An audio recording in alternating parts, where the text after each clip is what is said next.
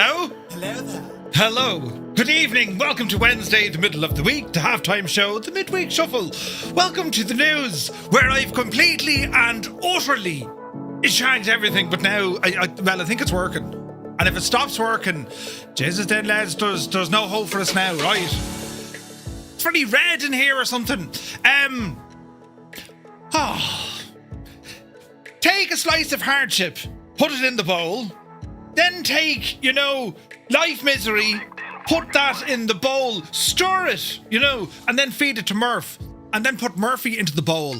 Really sleepy, nighty, snoozy snooze. Are we live? Can you tell me what we're doing? Is it working, at least? Are we 4K on friggin' the tube of view? Are we normal on Twitch and our vertical stream? Because, lads, I've had a day of it. I've had a night of it. All night, all day. And then just before going live, when I thought I was all sorted, I did something that I didn't see in the roadmap of things to do, right? I said, right, I'll back up everything now. Now that I have it working, I'll back it all up to OneDrive. And what did OneDrive do? It took all my files. I turned on OBS. It's like, there's nothing in here. Huh? Where's my stuff? So then I had to... Anyway, hope you're all keeping well. Hopefully this is now back to the way it used to be. I'm monitoring everything very closely. So we'll see. Things are doing what they should do, so hopefully we don't have any weird audio, we don't have any bad resolutions, right? So good evening and welcome in. We do have a busy one tonight, because if you notice, I played the wrong song first. It didn't relink. You see, it didn't relink. But anyway, listen, it's all grand. Tonight, friends, we're going to be checking out all of this week's flight sim news. It's all thanks to SayIntentions. And we shall look at some add-ons this week, as, we did a lot of news last week.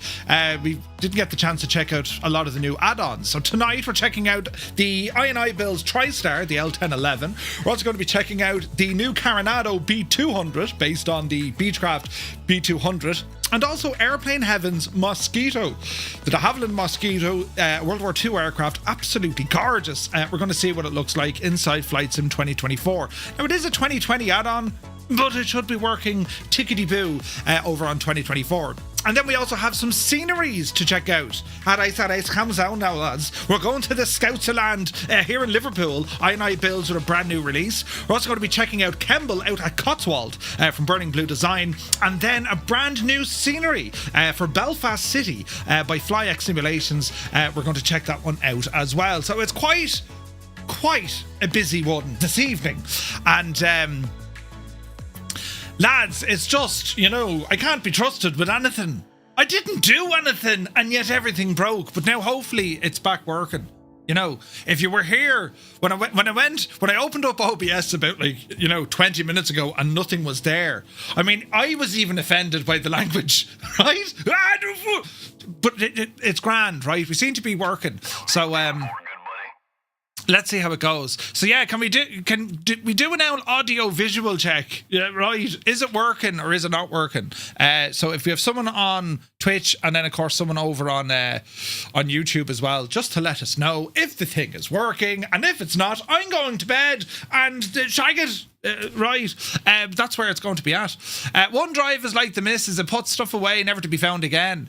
Oh, Jesus. It's painful. Right, we're spot on everywhere. Go up the yard. See, just when I thought there was no hope, right, everything's working perfectly, then Murphy breaks it, and then Murphy continues. There's a cat hair. The world's hardest to pick up cat hair. I broke it so much, I fixed it. That's kind of the catch now that we're talking about today, right? But so great to see. I hate not streaming. It drives me friggin' wild. And last night we were to do some trucking and nothing would work. I had the same problem last night. So the good news is we're back in action. From what you can see, right? We're not streaming over to the Talk of Tick this evening, says you. And, right, because we're still in kind of testing the gadget out. But, we'll see how it goes. But yeah, the last mistake I made, because OneDrive backed up everything, maybe there's a syncing issue, it lifted everything off my desktop. And even now, if I look at my desktop, I can't see anything. It's like, no, you've no files, you've nothing. No, we took it all away. I don't know where they're gone. I don't know where my files are gone from my desktop. But sure, listen, we're not going to worry too much, lads.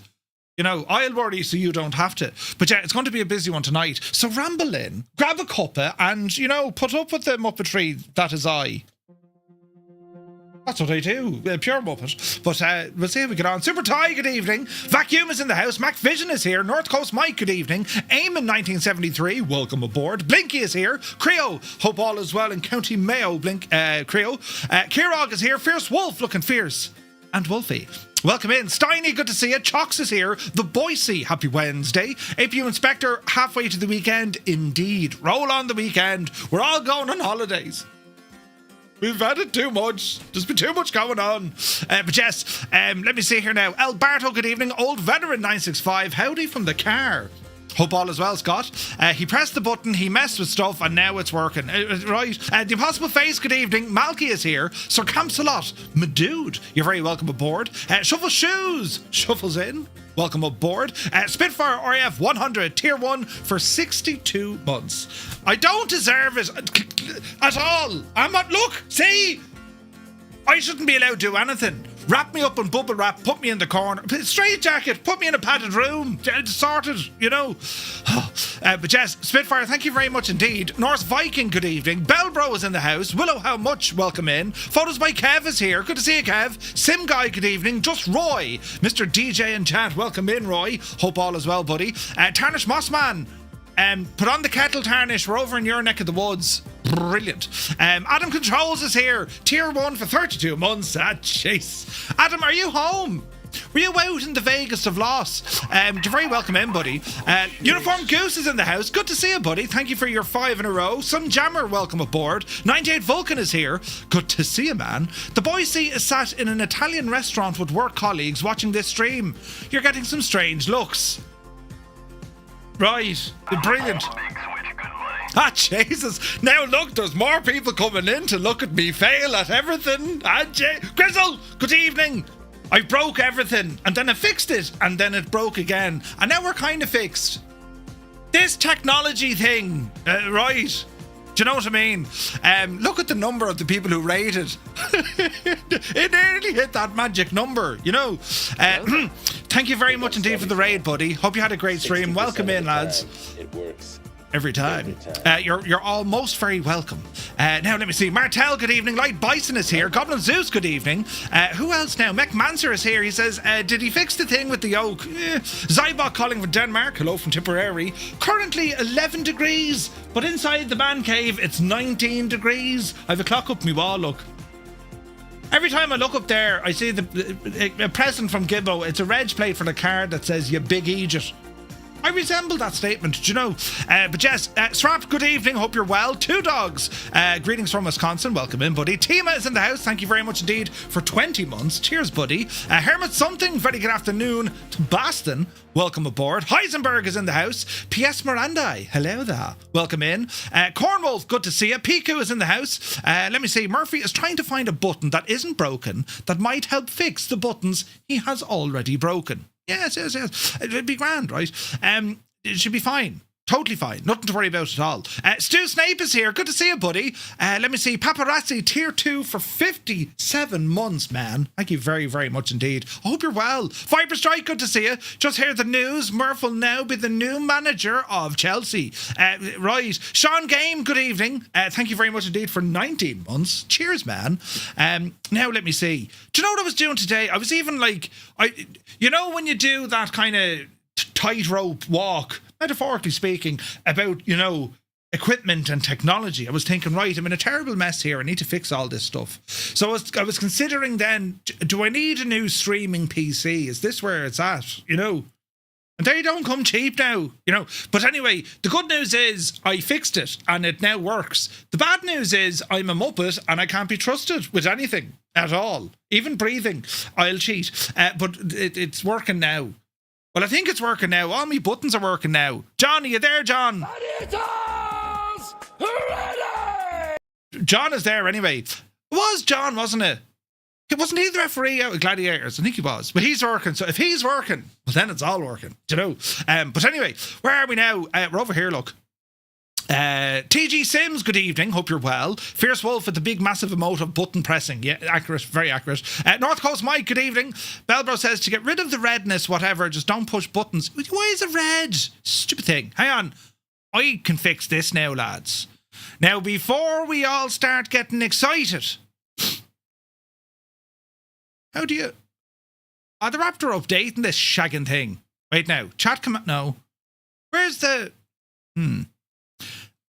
They've moved things around. And streaming tools... No. Overlays? No. Default state. Here we go.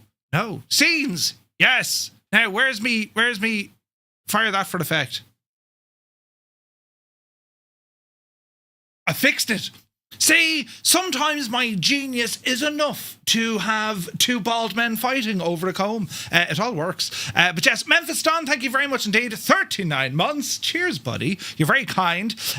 Roy says, so are we looking at pre-recorded episode? It came very close to it, you know. It's like trying to start his Skoda. DeRuiter, good evening. Hope you're well. Crafty Tigers, welcome aboard.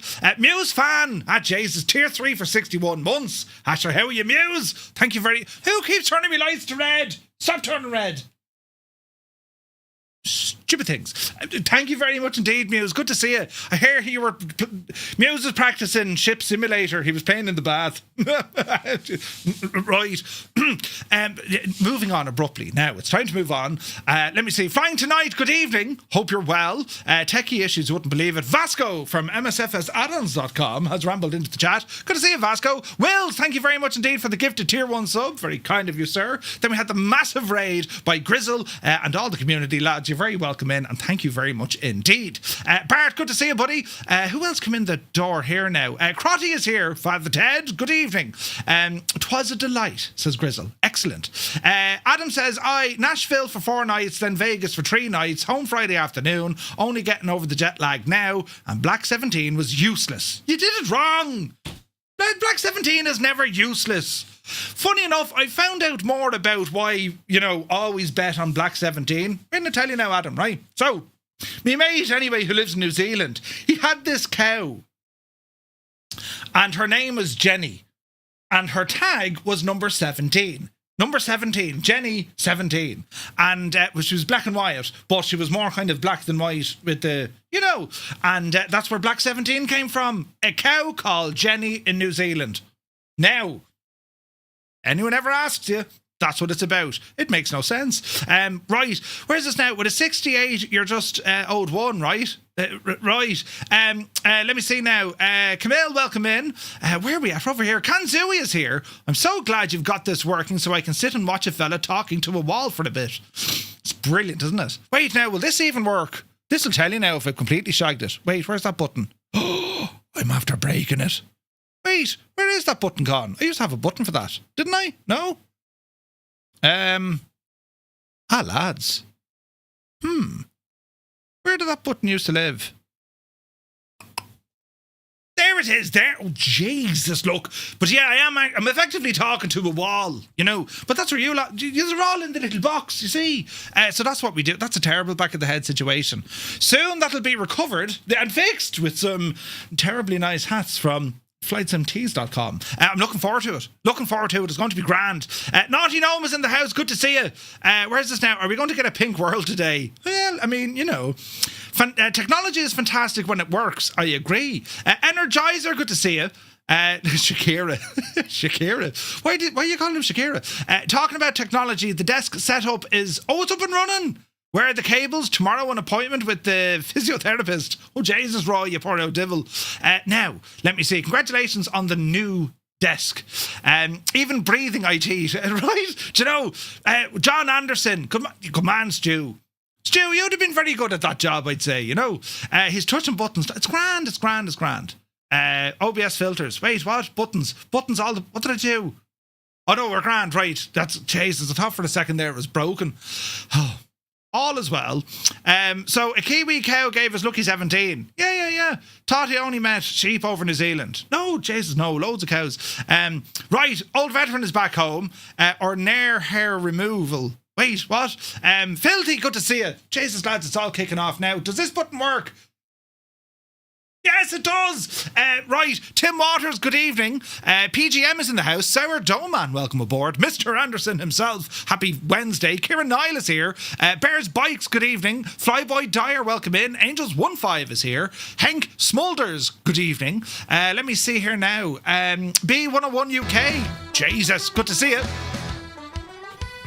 Now I can hear it. Can you hear it? Oh God, then you can hear it. Someone's pressing buttons. Razorback, good evening. Black Sheep Jean, welcome in. You'll need a vacation to recover from your vacation. My thoughts exactly. Colonel Indiana Longnuts, welcome aboard, buddy. Monty's in the house. Northland Air, good evening. And Mark Alderson, calling in from Florida. You're very welcome aboard. Great to see you, buddy. And the photos by Kev, because he's a mad ticket. He has gifted 10 tier 1 subs to the community. Kev, thank you very, very much indeed. Lads, we've got a tier 1 sub, but thanks to photos by Kev. Well, do be sure to say thank you. The man is terribly kind and lovely. Tim Dog, welcome in, buddy. One Fly Air is in the house. Welcome in. Now, right, are we done? Right. Let's go over to another screen where it could be shagged as well. You ready? Well, it works so far. Right, welcome to this screen. And in this screen, if you're on the vertical stream, you're actually looking at the back of my head for the whole thing.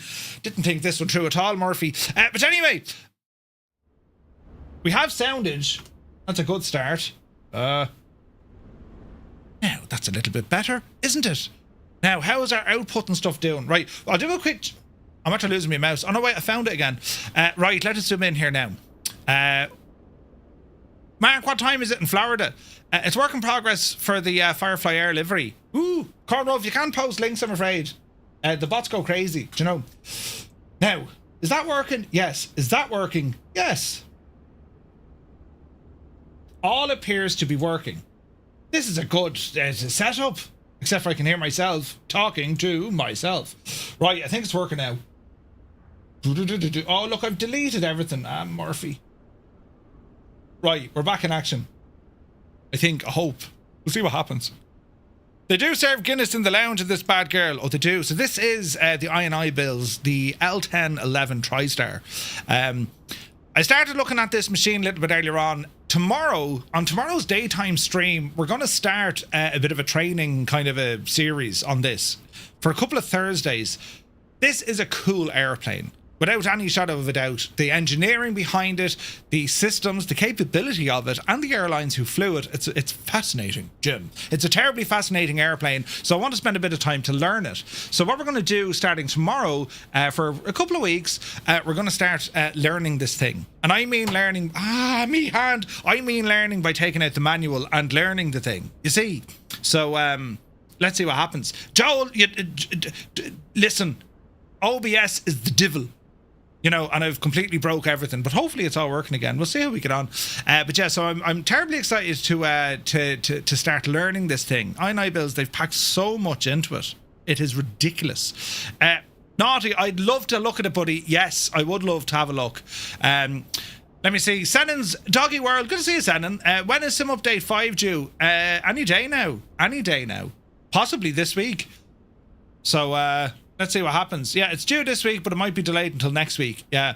See, his Italian hand said he's going to bounce the landing gear hard. Italian hand? Right.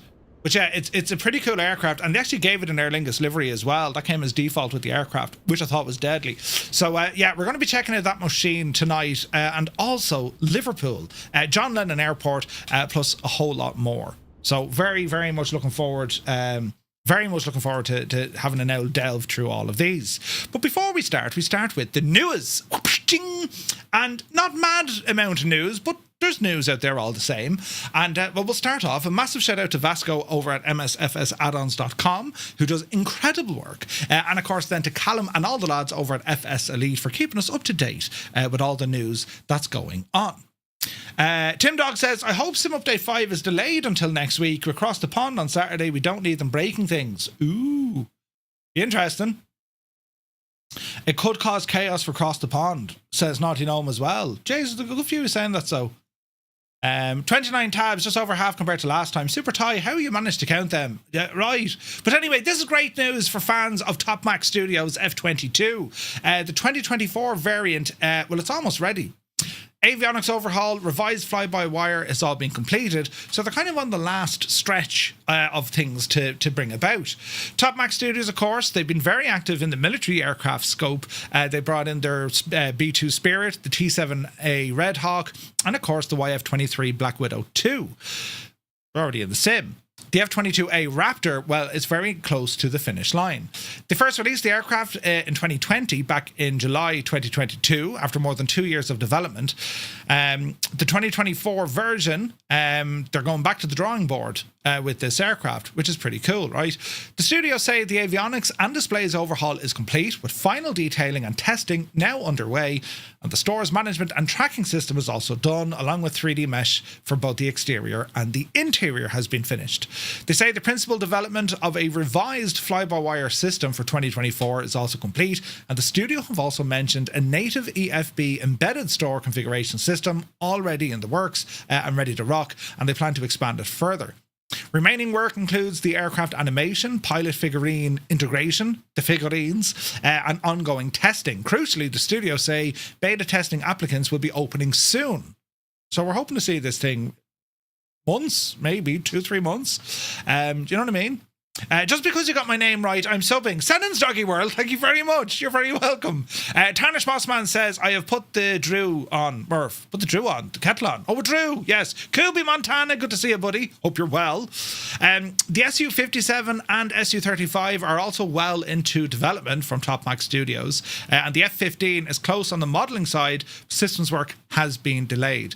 But it's good to see, like, I mean, when the F-22 first came out from Top Mach Studio and everyone was doing those mad, you know, this kind of crack, it's a very well put together airplane. So yeah, I'm looking forward to this one being released. They do great stuff over at Top Mach, so very excited to see this. The good news, of course, the F-22A Raptor, it's on a very short final for a native 2024 release. Excellent news there. Now, Skyward Simulations, their Citation Sovereign Plus, well, it was spotted on Orbex ahead of what looks like an imminent release. It's been a long road for the Citation 680 Sovereign Plus, first covered back in June of 2024. The project was described as being in its early stages. Much more, or more than 1.5 years later, in February, our first official trailer arrived alongside an expanded look at the electrical architecture, along with the developer saying that the launch was indeed approaching. Right? Now, a product listing has briefly appeared on Orbex, complete with a couple of screenshots and a full feature breakdown before being taken back down.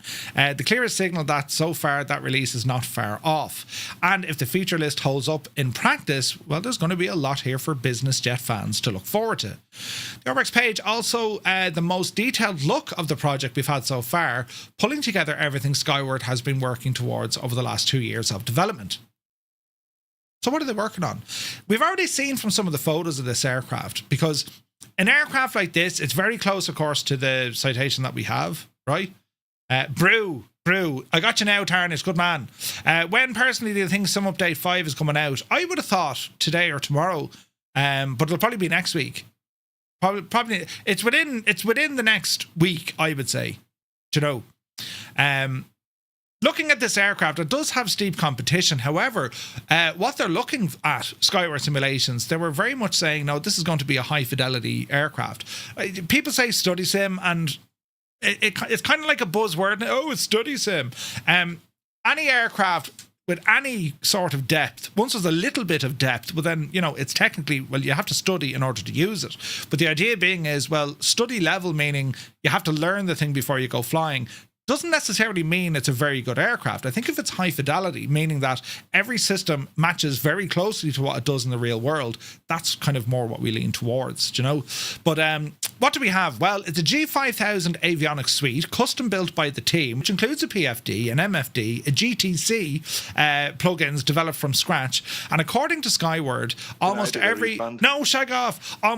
control in the cockpit is functional and tied directly to the underlying system logic. The CAS system, Crew Alert System, is also described as drawing from real data bus architecture, meaning that the CAS messages are supposed to reflect actual system states, which is pretty cool, right? Hayden, good evening. Hope you're well. Who's this now? Begob then. Is it Verti Xpre? No. Janie Mac. Vertex RPI. Welcome in. Pretty cool, pretty cool. The electrical system is where they've placed a particular emphasis throughout this aircraft. The architecture close to 60 buses, 60 relays, some 600 circuits and 100 diodes. It is amongst the most advanced electrical system modelled inside Microsoft Flight Sim.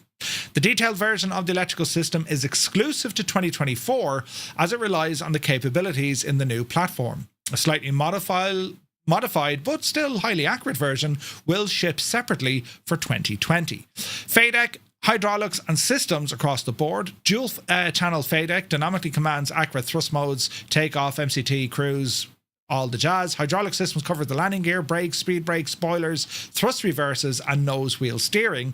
Emergency procedures have also been modelled along with the bleed air and anti-ice. There's a lot going on here on paper, and I got to say, looking at the visuals of it, she's a cracker, right? They also have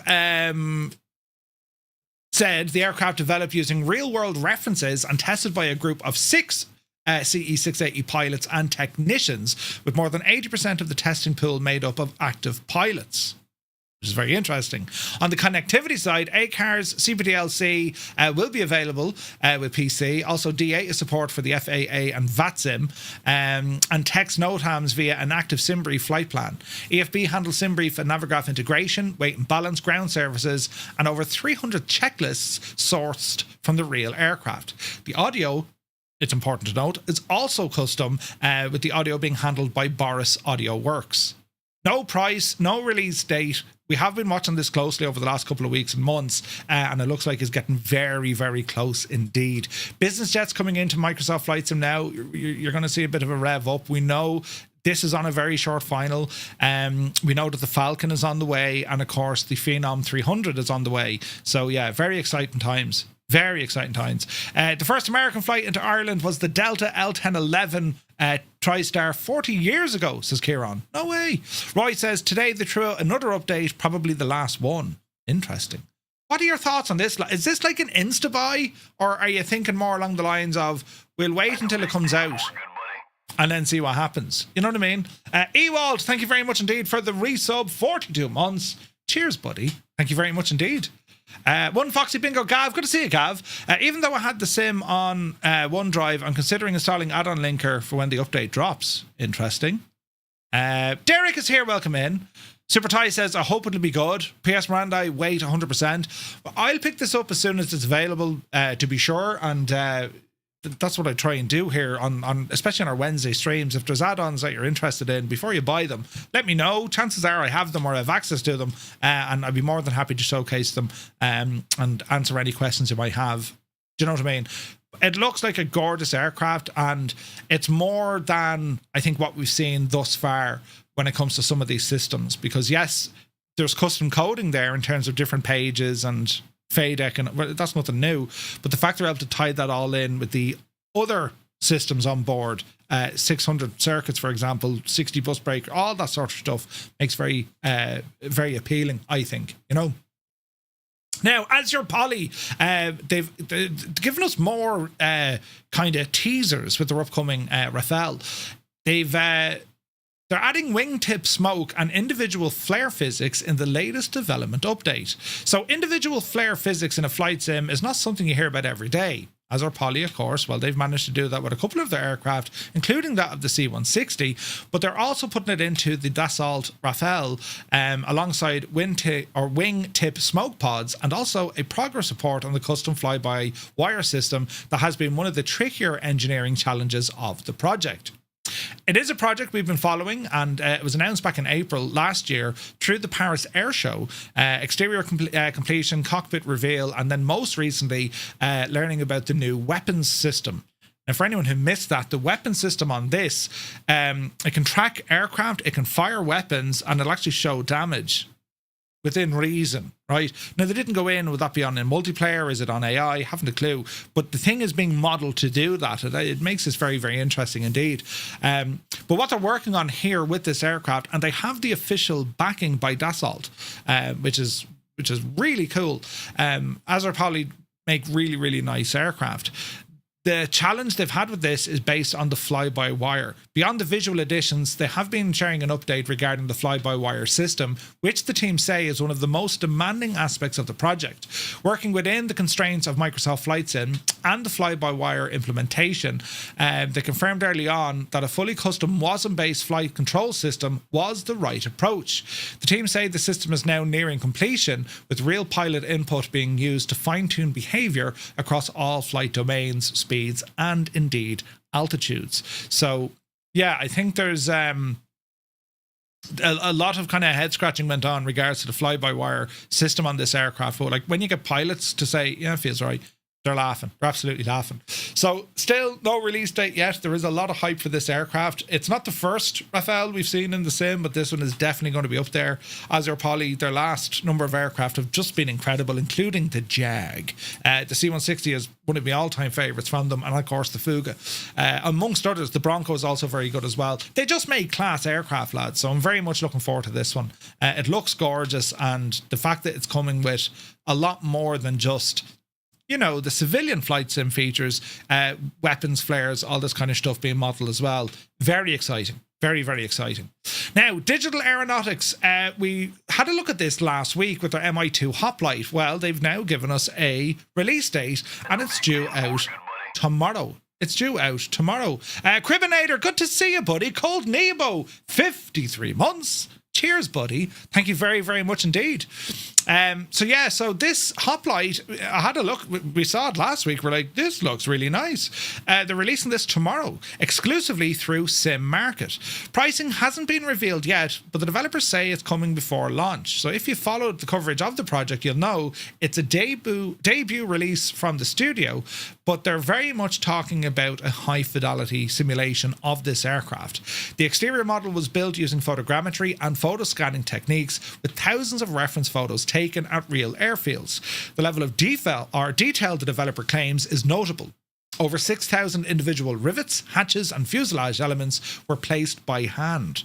The release was shipped with 10 liveries covering Eastern European and former Soviet Union operators, reflecting on the Mi2's real-world history as a versatile workhorse, with over 5,400 units produced across both military and civilian roles. That's pretty cool and mad, you know what I mean?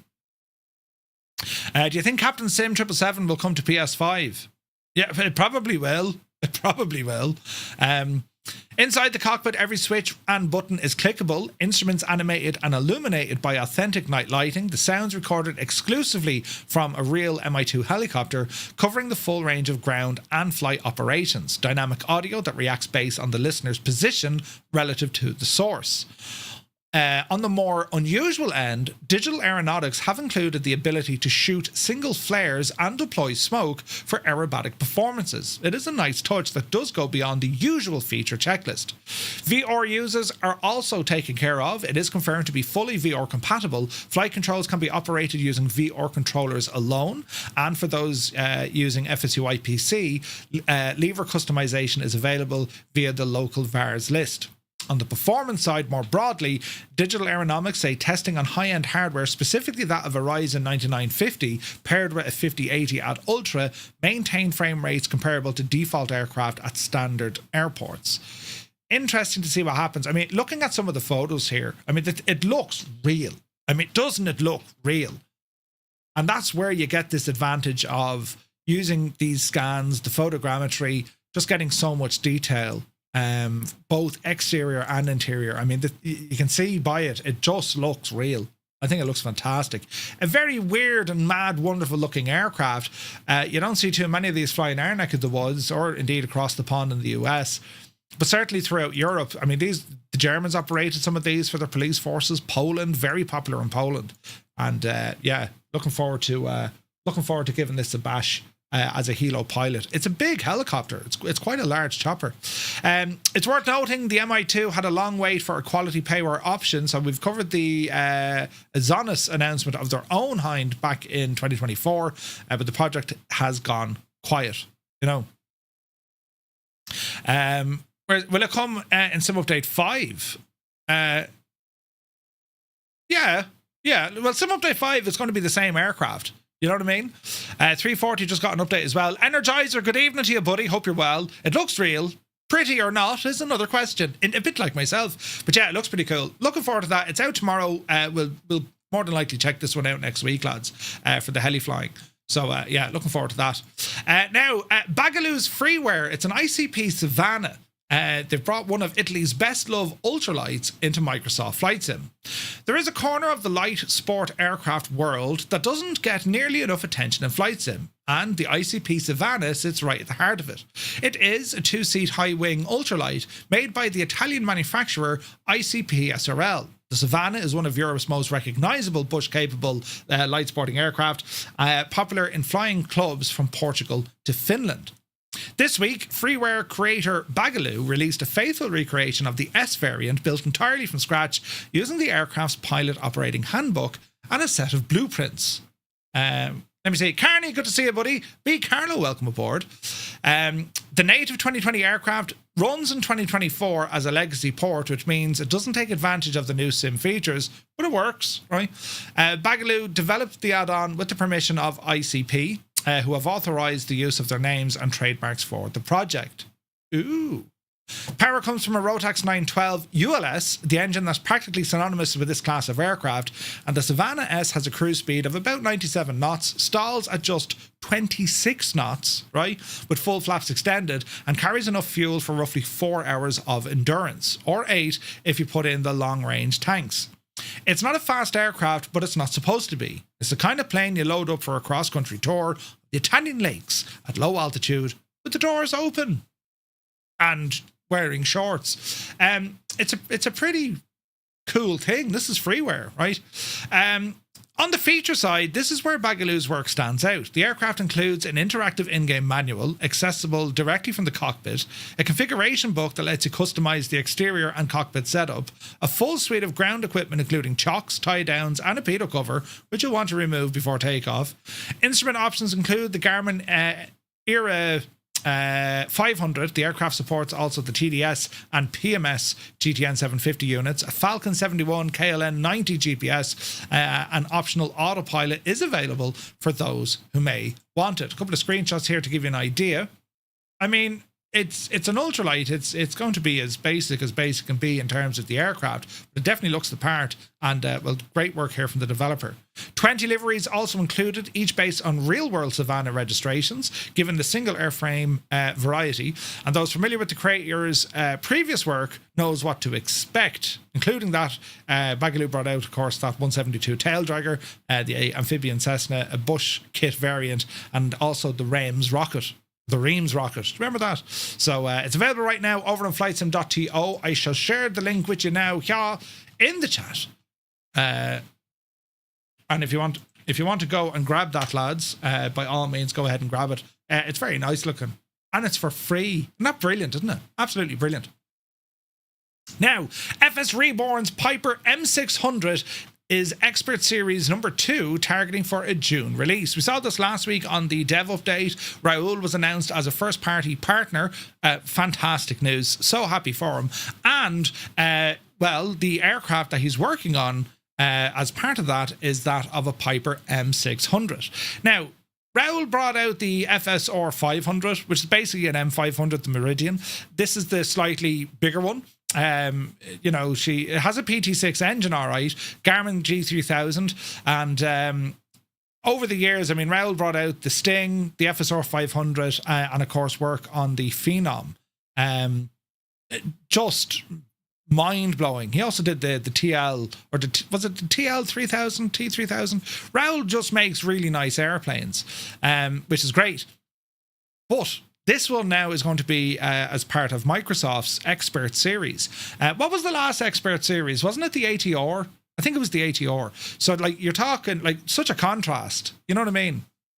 Anyway, if you followed FS Reborn's work over the years, you'll know that Raoul has never been shy about pushing what's possible in Microsoft Flight Sim. And that's important to note. Raoul does all of this inside the native SDK. He was the first man to build a working parachute in the sim, amongst others, right? Amongst other things. So it is very much a natural fit. The M600 is a direct successor to the M500, which is released as the FSR 500. The M600 steps things up considerably on the real aircraft side. It's a PT6A42 turboprop, Garmin G3000 avionics suite, a cruise speed of 260 knots, a ceiling of 30,000 feet, and a range of about 1,600 nautical miles. The M600 is a lot closer to the likes of a TBM. The M500, not so much. The M600, definitely up there with the TBM capabilities. Raoul's presentation during the stream was enthusiastic, to put it mildly. He described the M600 as something he had been privately wanting to do for a long time, and he said that he'd been getting messages about it from the community for years without being able to acknowledge them. The Expert Series placement means it'll reach a broader audience than a standalone third-party release, which is part of the appeal of joining the program. But I think it's very much Microsoft will benefit from Raoul, and Raoul will benefit from Microsoft. It's a match made in heaven, you know. JBS says, when is Sim Update 5? I'm not sure, buddy. They said this week. They didn't say it's delayed, but it could be delayed. They were hoping for this week, but Jorg did say that's the plan. That's what they were aiming towards. But they don't want to release it with bugs. So if it's not this week, they probably found bugs, and hopefully next week. Chris Van Halen, good to see you. Hope you're well. On the system side, the approach follows the same philosophy FS Reborn have applied to its previous aircraft. Every circuit breaker on the panel is mapped by the real aircraft, and it's functional, meaning pulling the wrong one will have the right consequence. The engine simulations includes Halo, FS Reborn's hot start and engine damage system, which has been a signature feature since the FSR 500. You treat that PT6 incorrectly during start, and you'll see and indeed hear about it. Working Title collaborating on the G3000 avionics implementation, bringing their expertise on the Garmin suite to the cockpit. And the screenshots shown during the stream indicate the aircraft is already well advanced. The exterior model is clean and detailed, with a fully modelled engine compartment visible when the cowling is open. The cockpit shows a functional G3000 with the characteristic 3-screen layout, and 3 interior colour options will be available at launch. Something that I always give out to Raoul, I was like, it's very clean looking, could you not make it more, not clean looking? And then he sent me photographs, and he's like, Murph, you do realise these sort of aircraft, they're kept spotlessly clean because they're either new or they're flown by companies to fly other people. Yeah. It made sense then, Stevie B is here. Good to see you, buddy. Watch them release it an hour before our Vatson flight tomorrow. Yeah. 100% Naughty Gnome. 100%. They were waiting on me. They said, right, Murphy's back in action now. Sure, we'll go off and release him Update 5, or owners who are very proud of their aircraft. That too. The Phenom 300, Andrew. Yeah, that's Raoul's own project he's working on. That's due out a little bit later this year. This is great news. I can't wait to see it. The target is for a June release, probably Flight Sim Expo, right? Raoul said he would be going through some sleepless nights to get there, which, knowing his track record, probably means he will. Raoul hasn't seen sleep since 1987. But yeah, it's very, very exciting. And there's another advantage here as well, lads. You'll notice that you see the names Piper on the aircraft. That's an important thing to realize, because Microsoft have that agreement with Piper, meaning that there's just a better line of communication, when it all comes true. Mech says Facecam is delayed. He already has between the 300 and he's getting very little sleep. Yeah. I spoke to him last night. It was 4 a.m. In fact, Energizer, but Energizer, instead of in fact, you wrote in fart. Did you fart in front of Raoul? Lads, is there a sync issue between me talking and my face moving? Or is it just Mech Manser? I don't know. I've nothing on my side telling me things are grand. So all is well. Right. Mech, maybe hit now F5 refresh. We see how we get on. But yeah, I'm very excited to see this aircraft, lads. And of course, the Phenom. I'm chomping at the bit to get the Phenom release. Can't wait to see it.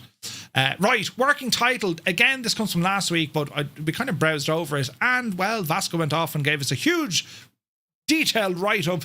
So I didn't have to, wing it, right? Thank you, lads. Thank you. All good here. Thank you, lads. Your face is fine. Well, as much as it can be. Jesus. Will there ever be a week, right, that Scott doesn't, chop the legs from underneath you? Do you know what I mean? Everton is perfect. Go on, Everton. Just sure you visit Auschwitz, Merv. Yeah. Right, we continue on. So working title, they're working on Embraer's Praetor 600. This is another business jet on the way, lads. The Embraer Praetor first announced back in 2025. The May stream added a little more colour. English Murph, you can do it. Working titles, Matt finally showed what the ambition looks like in practice. So the electrical system covers every individual circuit mapped to the real world position, which is pretty cool. But they went far beyond that. There are so many things on this aircraft that I think they're a first, because the work that Working Title have done with this, in particular when it came to looking at what the engine can do in terms of the torque, the pressure, the temperatures, the fuel, that turbine simulation, this is probably one of the most detailed jet turbine simulations we've seen in flight sim, like at all, right? Fully custom, non-tabular, physical-based turbine simulation, engineering-grade isentropic flow equations, you know those flow equations, real air consumption, compression, combustion, and expansion, compressor, fan, and turbine maps, iterative solver, physically correct reactions to bleed load, accessory load, and also powers engines and APU. And you can see all the information coming in here. That is a simulation of just the engine. Right, this is very exciting to see. Other features then, of course, go into the avionics, they go into the electrical system, and also the hydraulic system. It's physics-based, exhaustive real-world hydraulic physics-based simulation, reacting dynamically to load, safety valves, temperature sensors, pressure transducers, accumulators, priority valves, and servos. I mean, this is very much put on the biggest pair of glasses that you own, pour yourself a brandy, and sit there and look very intelligent. That's this level of stuff, which is just great to see. So, yeah, very excited now to see this as well. Again, the advantages of Microsoft partnering with Embraer to showcase their aircraft in the best possible light. I'm very excited to see the Praetor coming out. Very, very excited to see this come out. So, the release seems to be aimed at later this year. Potentially November. Looks like it's going to be a little bit later on. But what they're working on, this looks incredible. No, for a lot of people, they don't necessarily like seeing all these fancy, glass cockpits with all the information on. But it's just, that's the way the world has gone now with these new avionics units. Do you know what I mean? But yeah, the Praetor, it looks absolutely gorgeous. Gorgeous. So yeah, looking forward to that. Now, new Synaptic Simulations A220 screenshots have been surfaced. Harsh from the Synaptic Discord, one of the developers, well, he went ahead and shared a handful of images of the A220 in action, in particular during a sunset and at night. We got some close-up of the displays in the cockpit and also a handful of the external shots. No new specific information was shared by the team beyond the previews. I think it's very much to say, hey, look, we're still working on it and this is how it looks. So we can see from these shots, well, it's looking very, very nice. The A220, of course, the small little regional jet, becoming very popular now from Airbus. It's what started off, I think, wasn't it Bombardier who originally started working on this, and then Airbus bought the project. But the A220, it's a class looking machine. I'm almost certain Edward the pilot, doesn't he fly one of these? Am I wrong? I could be completely wrong. But I thought I saw Edward say he flew an A220. But yeah, there's much excitement about this aircraft coming into the sim. So yeah, C-Series. Wow. The former C-Series. Okay. Looking at the avionics though and how clear and how crisp everything is. I love this. Absolutely love this. And of course, it follows very much kind of the A350 avionics style, touch glass all over the shop. So good to see the project is very much up and running. There's a beautiful shot of it there as a Swiss livery, right? So no further news, no release date, no nothing, just here's a couple of pictures, but nice to see, right? Dreamflight Studios, they have previewed a version 2 of the Daniel Dubois International Airport. It's in Liberia, Costa Rica. Now, I probably got that completely wrong. Mike Romeo Lima Bravo. Dreamflight Studios also mentioned that it's supposed to be a quick update, has progressed into a full rebuild to bring the airport in line with their more recent airport add-ons. Additionally, the team notes there will be no bumps that could affect operations, which apparently was an issue in the previous version. So if you have the airport, there's a version 2 on the way. And we can see there's a lot of nice detail here. Taxiway markings are perfect, as is the runway textures, and even the grass coming on. Yeah, looking pretty nice here as well. So there is an update, which we don't tend to get a lot of kind of sceneries out of that neck of the woods. You know what I mean? I really wish they'd let PS5 users download the data instead of streaming. JBS, dude, yeah, I mean, the PC crowd made such a racket about that. PC now has the ability to do it. With PlayStation, I don't know. I think there's some options with PlayStation. Is there not? Can you not like download some of the aircraft or something? I'm not quite sure. I could be completely wrong. Oh, like photogrammetry. Yeah, no, it requires, that's the way the thing is built. It requires an always on internet connection. You know, it's just the way the sim works. Moving on, FlyX simulations. This is an airport we're checking out tonight, Belfast City. Now, there's two major airports in Belfast. You have Aldergrove and then you have Belfast City. What makes Belfast City stand out? Well, it's right in the docks, out by where, you know, Titanic was built back in the day. Muse fan remembers it well. But there's a brand new scenery. Now, we did have a scenery for Belfast City before. I think it was UK 2000, I think. However, FlyX Simulations, they've brought their rendition. That was brutal, Muse. They've brought their rendition to it. And they're in partnership with iniBuilds, who published this. We're going to check it out tonight. We do have a trailer. We're not playing music because that got me into so much trouble the last time. So I'll play my own music and we'll watch one of these. Oh, look, Jesus, that broke the screen completely. Ooh, how do I do that? Actually, we can do nothing. We'll just roll with it and say nothing. And yeah, we'll play the movie.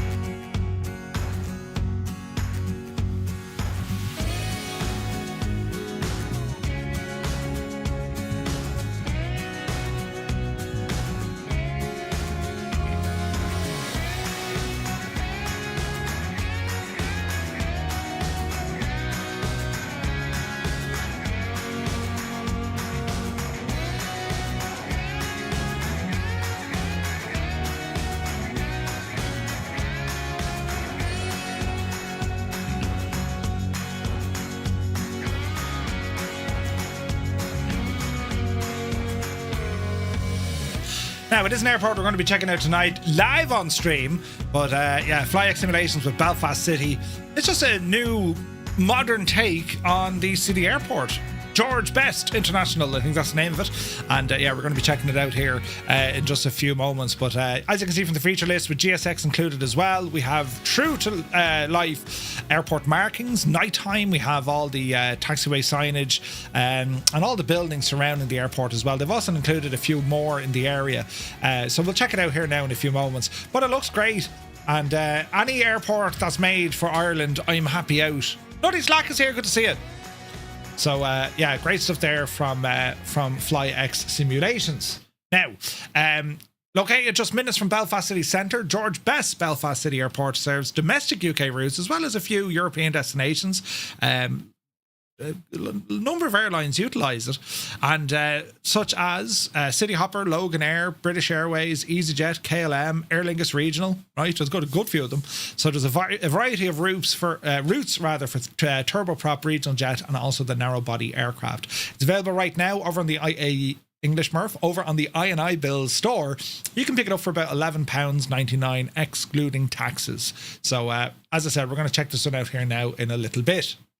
Dream Flight Studios, they've previewed a massive Teterboro update. Dream Flight Studios have taken to their Facebook page to share 4 preview images of the upcoming all-new Teterboro Airport version 2 for Microsoft Flight Simulator. According to the developer, it was time for a new era, and the airport was rebuilt from the ground up, with Dream Flight Studios adding highly detailed models and upgraded textures throughout. The update comes several years after the developer released the first version back in 2021. This is an airport that I always liked flying in and out of Teterboro. They had that It was the first time I saw it in Microsoft Flight Sim. Do you know what? Either end of the runway, they have that emergency runoff area. It's almost like quicksand, but it's quick cement. That makes sense? The idea being is it kind of ramps upwards, and it's like a membrane. So if anything kind of goes into it, it's designed to stop or at least slow down. And that was modelled in it. Located in northern New Jersey, minutes away from Midtown Manhattan, Kilo Tango Echo Bravo, Teterboro functions as a gateway for business and private aviation. It's one of the busiest GA airports in the United States. Some 75,000 private jet departures back in 2025. What? Nearly all of the big name fractional jet operators have a presence here at Teterboro, and some of these base their entire fleets here. Several corporate flight departments serving large multinational corporations, investment banks, major news conglomerates, and also based at the airport's FBOs and corporate hangars. And some of the shots we can see, they seem to have included all of that, which looks amazing. Some of the screens that we have here, it looks absolutely brilliant. Signature Aviation, of course, an FBO, and we have a couple of these pictures here as well. So definitely a cool airport to fly in and out of. Especially flying over New York City kind of airspace. It's class, you know. So let's see what happens. Flipper Ally, good to see you. I landed there for the Dublin meetup. That was fun. Oh, Belfast, naughty, that's right. That's right, you had to get the bus down. Brilliant. But yeah, brilliant stuff. So looking forward to that. Don't see a date, but it's good to see that Teterboro version 2 is definitely on the way. Now, Backwood Studios' Backcountry Oregon catalogue is now on Contrail. If your idea of good flight involves a grass strip cut into a canyon wall, the smell of pine trees, and absolutely no tower frequency, well then Backwood Studios have been building your dream destination in Flight Sim 2024. This week, the developer's full catalogue of 6 sceneries landed on Contrail, making it easier to pick up one, a few, or the whole set. Most of the lineup is centered on a specific stretch of southern Oregon, the Rogue River Valley and the surrounding backcountry. What makes it interesting is that there isn't just individual airport releases. Together they form something closer to a connected flying region, where the strips share the same landscape and, in some cases, the same roads. The flagship is Hell's Canyon, which was we covered when it was released. We showed this off in the stream a few times as well. And it packages 9 remote United States Forestry Services maintained airstrips along Snake River. From there, the individual strips build out the region one by one. And there's loads of them. Shady Cove is there, Sutton on Rouge, Winkle Bar, Fly by Night, right? And also Greensboro.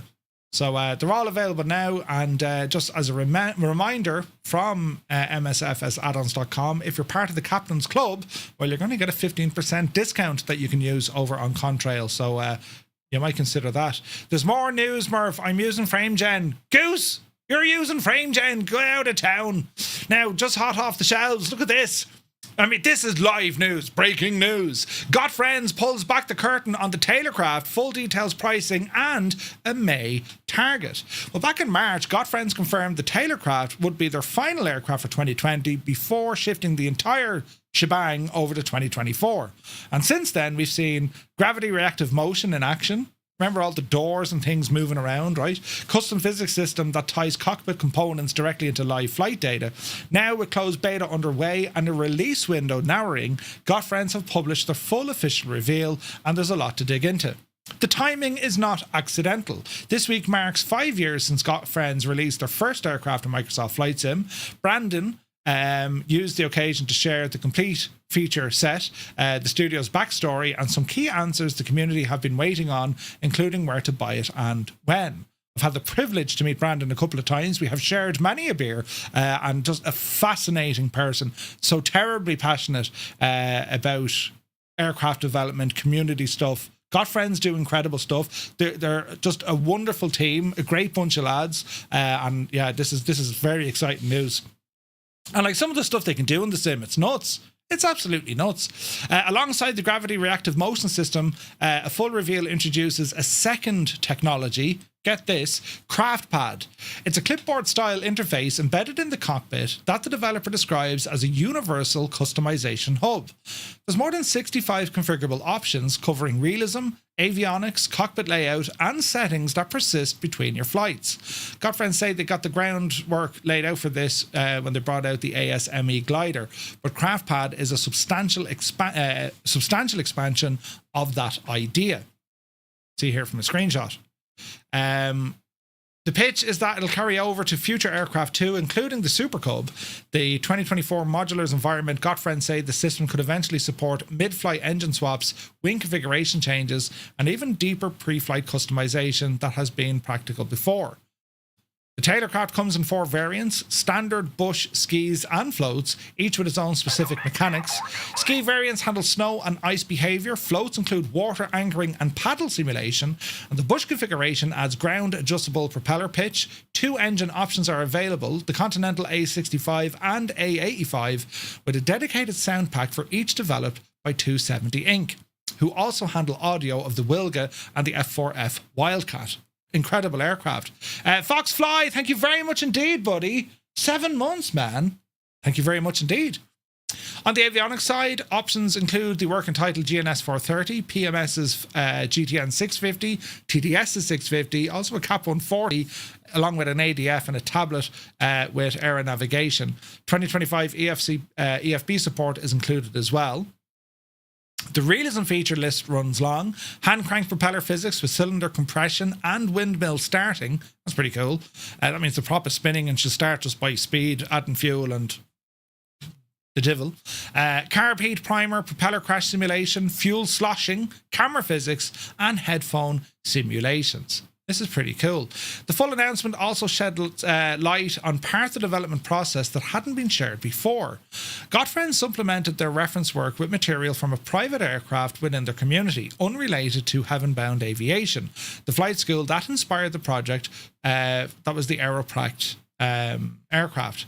The reference aircraft was later lost in an accident. The pilot survived, but the team found themselves short of material at a critical point.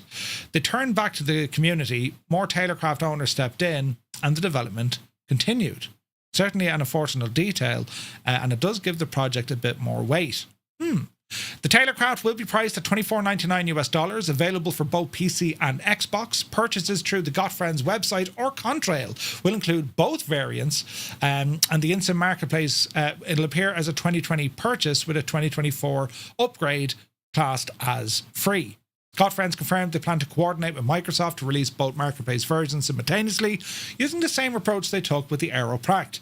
Without that coordination, there's typically a gap between 2020 and 2024 listings. The team say they'd rather absorb a small delay than create purchase confusion. The developer confirmed on the community forum the target is May, with beta testing on track for a mid-month release. Fantastic news. So very much looking forward to this aircraft. It looks gorgeous. It does look gorgeous. And like the Godfriends aircraft, you just have a lot of fun with them. They are built so well. I still say the F4F is one of the finest warbirds we have in the sim, just from the sheer amount of stuff they poured into it. And general aviation, the backcountry, bush flying, this thing seems to have it all. So very much looking forward to this. We will have to do some flight. It's not going to be fast. So these sort of airplanes, you don't need the speed. You know what I mean? So yeah, great stuff there. Now, speaking of great stuff, Pips Priller, Time Machine Designs, right? We covered these guys a couple of times. They did the Iron Age stuff. They did, of course, Hadrian's Wall, that I'm still eagerly waiting for a 2024 release. They're working on it. But they also told us last year at FS Weekend that they were working on a new project, and it was to be RAF Kenley. This was going to be a replication of a 1940s World War II installation, right? Flying Iron has been a bit quiet, actually. That's a good sign, because I know the lads are very busy, Energizer, and they are very busy. It's a good sign. They're doing a lot of stuff over there. So yeah, I think they'll blast back onto the newsreel soon with Flying Iron, you know. But I wanted to show you this trailer in case you didn't see it, because this is what they're working on thus far. It's work in progress. And what they've done, they're using all sorts of technology, but they're also using official historic data to recreate this 1940s airfield, RAF Kenley. And what's pretty cool about it is the detail that the lads have managed to grab here, it is nothing short of freaking class, right? So I'll show you this video and have a quick look at it. It only goes on for 30 seconds or so. We'll play it, but what they've managed to do, you can see it with all the building layout. I mean, this is exactly as it was in 1940. Some of the work that some of the works that the lads have been doing here, you know, they looked at the official RAF plans, they looked at blueprints, they had reference photographs, and had all these things. You know, Rodrigo, good to see you, buddy. So as you can see from the buildings, the layout, the vehicles. This thing is designed to be, you can go walking around this as if you're back in the 1940s. And I remember talking to Richard, he was like, we need to do like a massive group flight out of here. You know what I mean? So Hayden says, Murph, me gran lived 25 metres from the boundary of RAF Kenley throughout the Second World War. No way, man. That's incredible. That's incredible, man. But yeah, you can see it. Look, all these kind of buildings. These are called Belfast hangars. That was the design of them, the style of them. You might, if you know, any of you familiar with, like, you know, airports up the north, especially maybe in Ireland, in Baldonnel, same kind of hangar layout. These designs, the RAF just kind of mass produced them, as they did with their kind of barracks and so on. You know. Energizer, thank you very much indeed. Jesus, nearly 30. Thank you very much, buddy. You heard so many stories, Hayden. That's awesome. Rodrigo says, glad to be here. Dude, it's great to see you, buddy. Great to see you. Karen Niall, how was New Zealand? It was awesome. Oh, it was amazing, dude. Absolutely amazing. But yeah, I'm very excited to see this because anywhere we look at in the sim, right? You know, when we're looking at these old airfields, and you can still see a lot of them today, you can see, you know, overlooking the maps or overflying terrain, you see where the runways are broken up, or you're looking at kind of fields and you're thinking, hey, was there a runway here? What they've managed to do, or what they're working on, I mean, you're talking crew quarters, officers' mess, NCO's mess, airmen's mess, you're looking at training facilities, you're looking at fueling facilities, you're looking at the whole shebang, maintenance facilities, the whole lot. So, you can follow on that story over on the official forums, but like a lot of the pictures that they have and what they're working towards, it's actually quite fascinating, and it's very much alive. So they have, like, here's a photograph that was taken on the 8th of September 1940, right? And here's what they're working on in the sim to reproduce it. I love that. And don't forget, like, what Time Machine Designs do, it's all about historical accuracy, so much so that this stuff is used by universities. And you can, like, this is the access that they had. They went off, they did archaeological work, they went off and figured out where things used to be. You can see it here. This is from the site. This is an old anti-aircraft mount, right? With Beauforts lined up over there as well, and where you can see it here. So this is where things stand, if you like, currently at the airport. So they're trying to, you know, where is everything? How's everything? Do you know what I mean? Like, it's fascinating stuff, I think. A great shot of it there now of how everything looked. So it's pretty cool that they could do this. And again, they're giving you the full rundown of all the work that they're doing, including the 3D modeling and how, you know, all this is put together. Even the vehicles they're adding in, look. It's pretty cool, isn't it? It's pretty cool. So I don't have a release date just yet. I do know the lads are working on it. But yeah, I'm going to be very interested looking at this, because I don't know what it is. It's with any scenery that comes out, I'm always a fan of kind of go explore it, right? But if they're doing this sort of historical accuracy and like real historical accuracy here, because it's done by universities, professors are involved in this thing, teams of people, Botsuma, I think, are behind a lot of it as well. So their ability to kind of uncover the past, this is pretty cool. I mean, you're literally taking a step back in time to kind of experience this layout and see what it was like. And like, what a great platform to be able to do things like that using Microsoft Flight Simulator. The whole world has been modeled on a 1-to-1 scale, right? So it makes total sense. So yeah, I'm very excited to see where they go with that. Here's a look at the main block with the officer's mess. It is just class, absolutely deadly, right? But anyway, we shall move on and keep an eye on that. Now, FS Weekend have announced their 2027 show dates and also a new venue. FS Weekend have officially announced today that their next Flight Sim event will run on the 3rd and 4th of April after a period of unprecedented growth and a record-breaking 2026 event. Flight Sim Weekend is moving to a new convention centre, Expo Houten, which is in Utrecht, located in the heart of the Netherlands.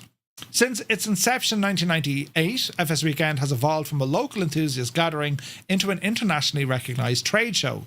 The 2026 event saw attendance climb to nearly 5,000 visitors, prompting the move to a more central, high-capacity facility that can support the global flight sim community.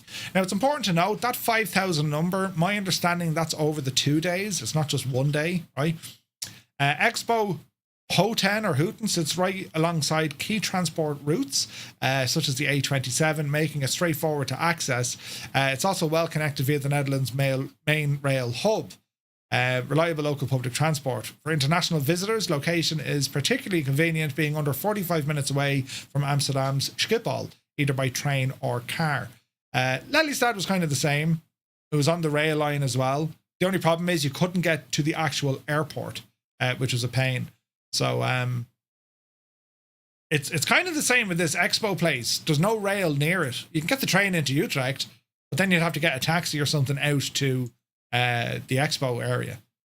So yeah, the lads are saying FS Weekend has reached a pivotal moment by moving to Utrecht. We're placing the event in the most accessible spot in the country.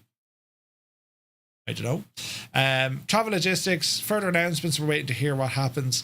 I will say this, there is about a large dog or maybe a small horse amount of drama brewing in the background. But when I've more kind of facts, we'll talk about it. But yeah, there's a bit of drama going on behind the scenes here, methinks, about the move and why they're moving. And also, you know, if it ran at an event, it's a hard one to call. Like, anyone who went to FS Weekend, I think we all had the same kind of feedback. It was busy. There wasn't enough amenities, if that makes sense, right? As in catering, jacks, that kind of stuff. You were limited, right? So moving to a new venue is always good for these. I mean, these expo halls, they're built for this kind of thing, so you kind of understand it.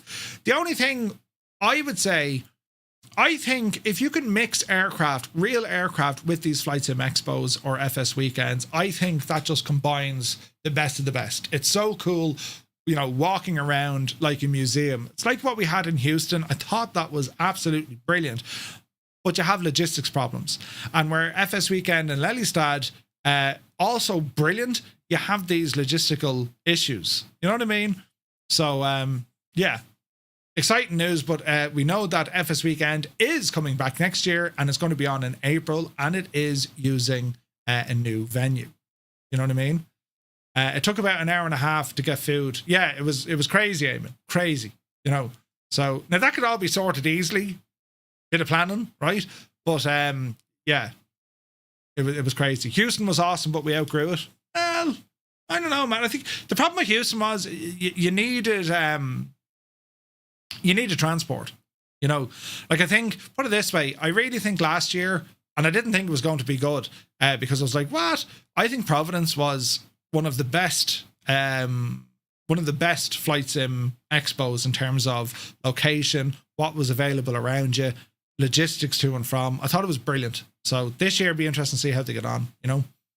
Anyway, so that's good news there. Now, speaking of Flight Sim Expo, the River Centre at St. Paul, well, FS Elite were there with Evan, and they went off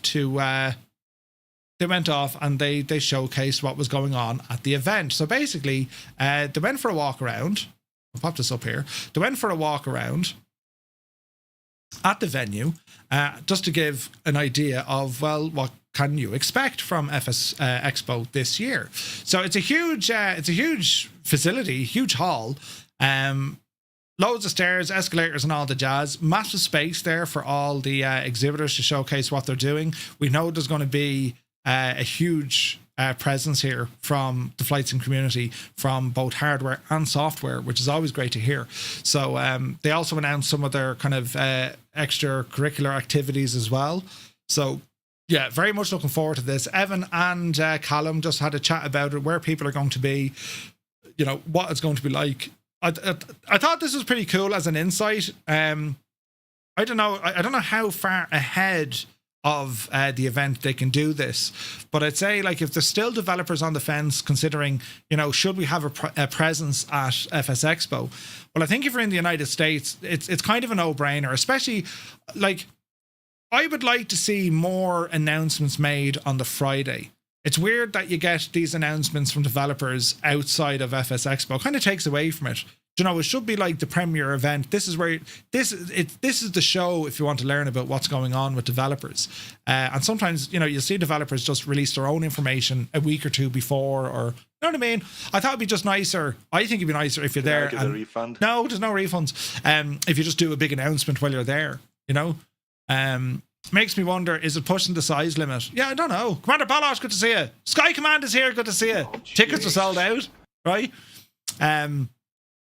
That's just my thoughts on it. Like, when you get announcements at Flight Sim Expo, or indeed a Flight Sim weekend, that atmosphere of people going, wow, or cool, or it's awesome. It really is. It's brilliant. It's great to be caught up in it, you know. But anyway, tickets are still available for the event, as are the extracurricular activities. They include airport tours. They're doing a 5K charity run on your bike. Not for the charity, but for the running. I'll help the charity. And there's other things going on there as well. So, yeah, Flight Sim Expo ramping up to be, well, just a great follow-on to what we had last year. So let's see what happens. Now, a freeware web tool has become available that handles route planning, fuel calculations, and weather all in one go. Pre-flight planning, it's one of those things that you can either pull you deeper into your hobby or push you away from it. SimBrief has long been the go-to for serious simmers, and tools like PerFlight have also done a good job of wrapping up the pre-session workflow. But a new web tool called Plan to Sim is taking a different angle. Strip it right back and get the essentials done in seconds. The concept, well, is straightforward. You enter a departure, a destination, select your aircraft type.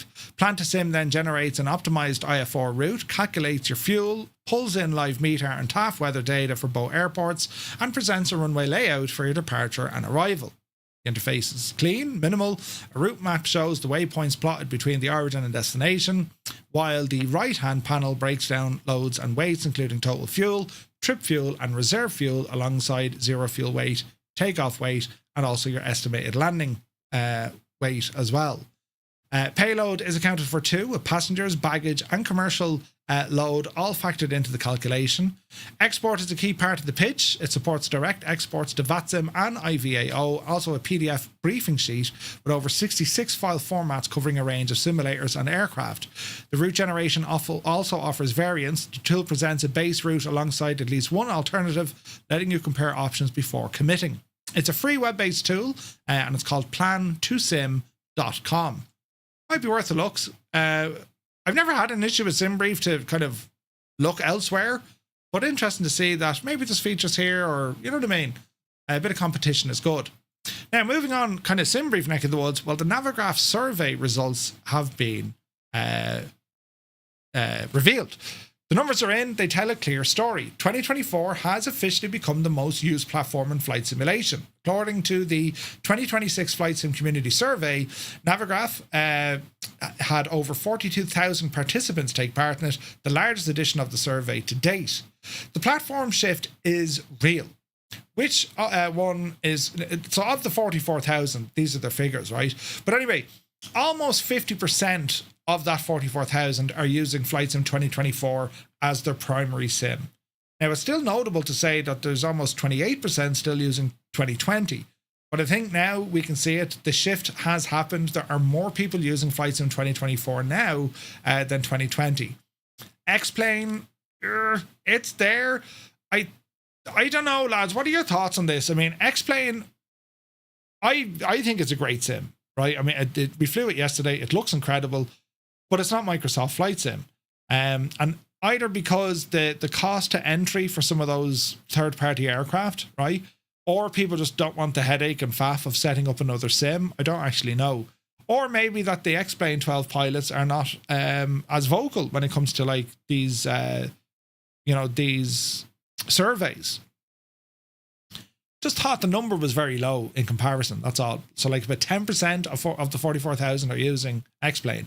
GeoFS, X-Plane 11, P3D, DCS World, way down. Way down. Have anyone switched in the last 12 months? 54% saying no, 30% saying yes. So yeah, it's been interesting. X-Plane is nice. I'm tempted to buy it. I need to spend some more time in X-Plane. It is a great sim. Yeah. Phoenix leads when it comes to the aircraft. Phoenix absolutely first row center. Then we have PMDG's 737 fleet. Then we have PMDG's 777 fleet. The iniBuilds A350 is there. Then we have fly-by-wire, and iFly is in the mix as well. But without a doubt, between Phoenix and PMDG, they pretty much wrap up a lot of the most popular airliners. Now that changes every now and again, depending on aircraft releases, depending on updates, but certainly at the time, that's what they were looking at. It went into then hardware, and then, you know, what's the most anticipated looking or anticipated aircraft people are looking for, and so on. It's a very good survey. There's nothing in it though that kind of shocked me. But then again, nothing's really happened in the sim that kind of shocked me. We know Phoenix is incredible. We know that iniBuilds aircraft are getting bigger and better. PMDG have updated the fleet, controversially, of course. When it comes to hardware, I think Main Control and Moza are absolutely smashing it. Plus, the likes of the newcomers onto the scene, like Rosefire and all these lads, there's changes there. You know what I mean? Yeah. You can understand why DCS is low as the main users of it don't need SimBrief or Navigraph. Yeah, 100%. 100%. They don't need it.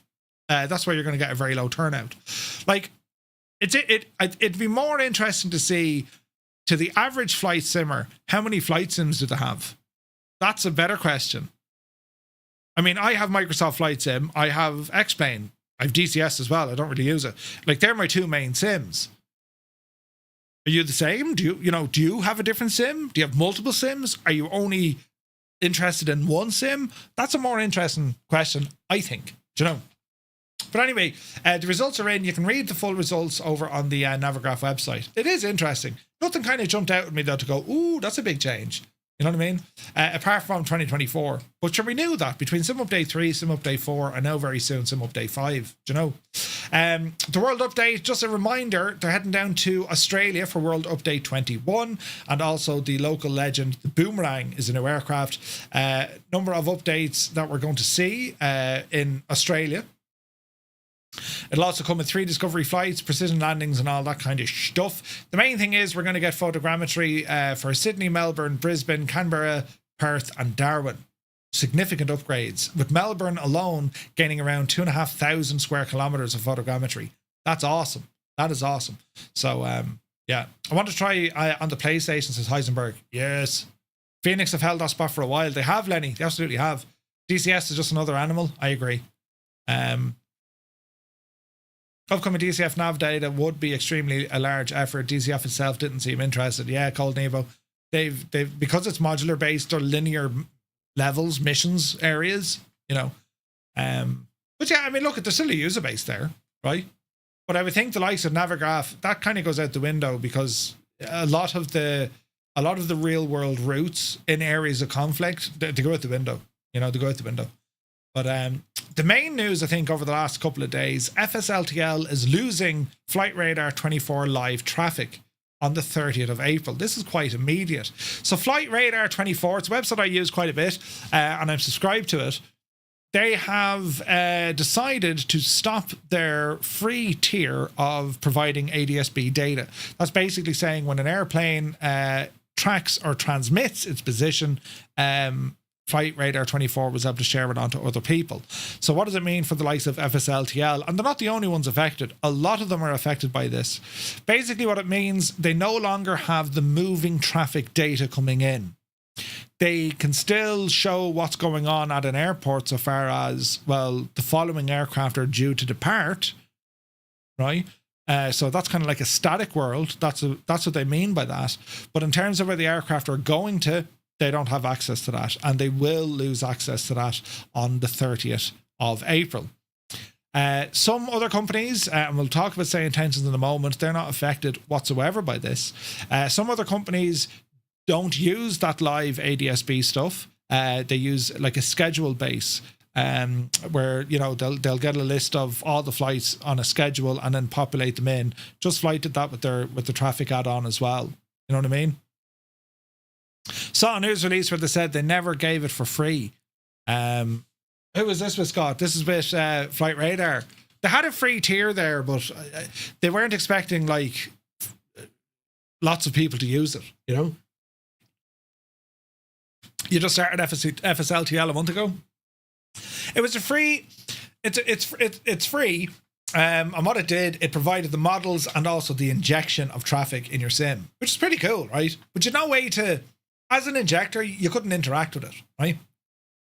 So where they're kind of left, I haven't seen any other announcements just yet. You can use a real traffic subscription to replace it using PSXT, right? AIG is another free option that covers scheduled traffic, right? But it all comes down to how often those schedules are updated, right? SLTL are not necessarily going to push this. They're it doesn't work. They'll probably just continue just using it as a static area. Do you know what I mean? But we'll jump back into this here now in a moment.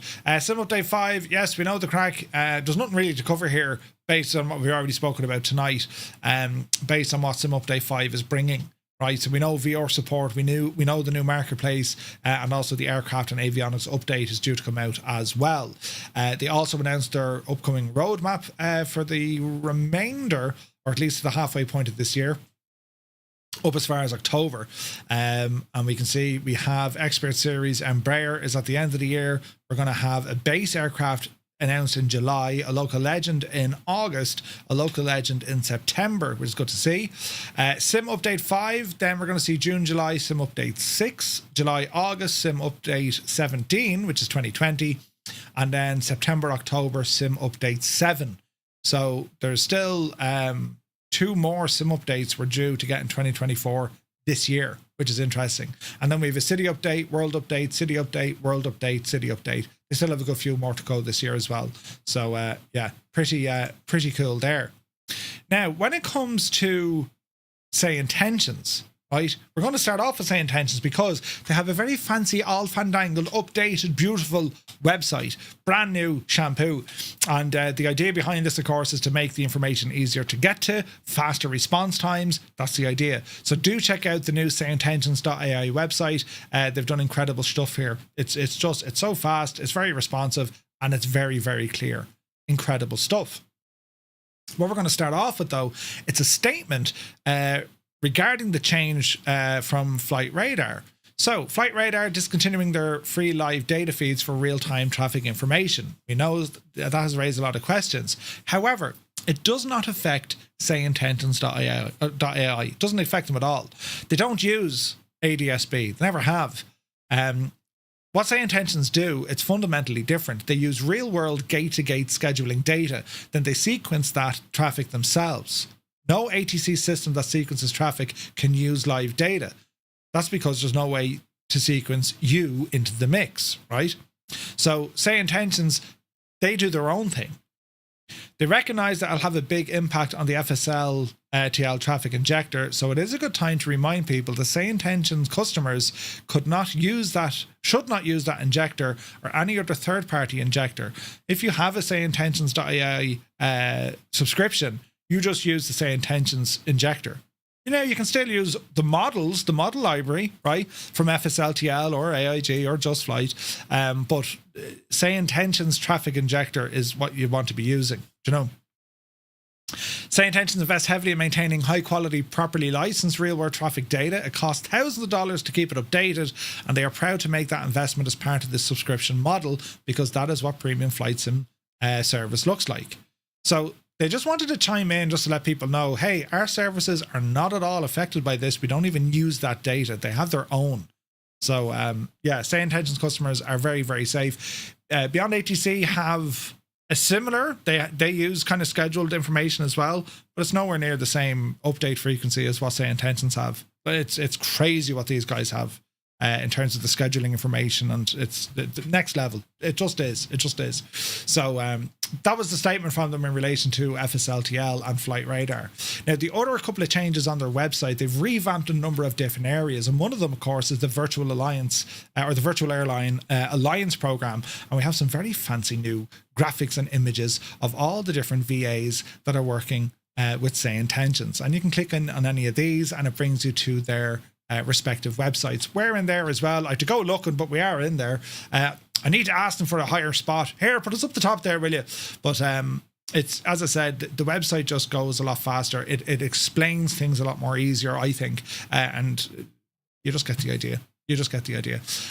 Also, when it comes to their checklists, explaining what checklists do and how they work and how you can make them work, and it's just a nice, what do they call it, UX or UI? It's just a nice UI enhancement. A lot of work has gone into building this site, but I think anyone now who rambles over there will appreciate this is a lot better. It's easier to follow.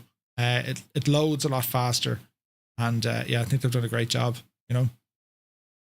Malky says, I need to sort that out for being FFA. Come on, Malky, that's how to do it.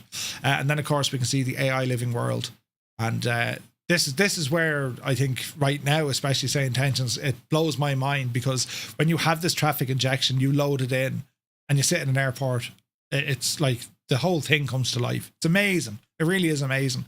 And, I've always said it, like, SayIntentions, it's far more than just the ATC element. Considering that you have the traffic injection, you have SkyOps, you have groupie that we're doing on our group flights, and there's more updates coming. Like, there is so much stuff that these guys are working on, but most importantly, they also work on bug fixes and just making sure things are running the way they need to, and that goes into Pocket Sky as well. Again, explains what Pocket Sky is. Basically, you can use this on the go. Even the flight we were doing the other day, like, my watch is linked to my phone, so my phone gets Pocket Sky messages. It comes up on my phone. I can see or comes up my watch. I can see what's going on. If ATC are talking to me, read back messages, all that stuff is there. Plus, you could do all the airport monitoring, looking for traffic, looking for multiplayer traffic, taxiway paths, right? So the taxiway path from ATC, we're waiting to get this with Navigraph. SayIntentions already have this stuff. You know what I mean? So it's very, very good. If I use SayIntentions injection, should I turn off the Microsoft Flight Sim injection? Yes, 1,000,000%. 1,000,000%. But yeah, it's absolutely class. Plus, they have their own scratch pad. They've had this long before Navigraph had it. So there's a lot to look with Pocket Sky. It's a great little companion app. So the news that they were working on over the last 2 weeks, Navigraph have worked in the SayIntentions ATIS integration, meaning this is now a new source in your Navigraph charts that you can go in and check on the SayIntentions ATIS, which is class, right? So what we have here, the ATIS and runway selection has now been ported over. Navigraph can read it and see it. There's been updates down to the ATC and traffic improvements. Oh, massive raid from Kenko. Good evening, Kenko. Good evening, lads. Happy Wednesday. Thank you very much indeed for the raid. We're just here talking about the news of what's going on. And we're talking all things SayIntentions here at the moment. Just with the updates, they have a brand new website, fully updated, and just catching us up on their newsletter, whereby, you can get ATIS information directly now in Navigraph, which is pretty cool. And also the runway selection is transferred over. They have made updates to their ATC and traffic improvements, CPLDC or CPDLC phraseology improvements, and they're also working with wind control and stuff. A lot of news in this one. Columba, thank you very much. Vinyl Rabbit, welcome in. Ian loves the news. Levitating Grav, good to see you. Ollie, you're very welcome in. And Kenko, thank you very much indeed. And with a resub, thank you very, very much indeed. Ian, I hope you're well, buddy, and thank you so very much indeed for the raid and bringing your guys over. Lads, I hope you had a great stream. And well, you're very welcome in. Grab an old cup of tea there, and sure, listen, we'll talk the news, right? But you're very welcome in. So yeah, the SayIntentions.ai ATIS and runway selection coming into Navigraph. I remember we were talking, it must be maybe 2 months ago, and I think it was Toto who was flying. We were in a flight and he said, oh no, SayIntentions gave me a different runway than what you guys were getting on VATSIM. And it makes sense. I mean, you follow ATC and the winds were kind of variable. But now we can use and utilize runway selection and changes as a source when it comes to planning our flights using Navigraph, which I thought was very handy. Very, very handy. But yes, loads of stuff. Where's this now? I love me SkyOps missions, says Vinyl Rabbit. Yeah, they're so good. SkyOps is awesome. So are you doing the best of intentions off-world? Very good. Best of intentions. Very good. Flying Trits, good evening. AvGeek is here. Welcome in. Columba, welcome aboard. You're very welcome in, lads. So you can use SayIntentions as a source for runway selection in Navigraph. Keep your charts aligned with the same conditions ATC is using. Jump directly to ATIS when selecting departure or arrival runways. And you can see the current runway usage and airport information tied in from your flight.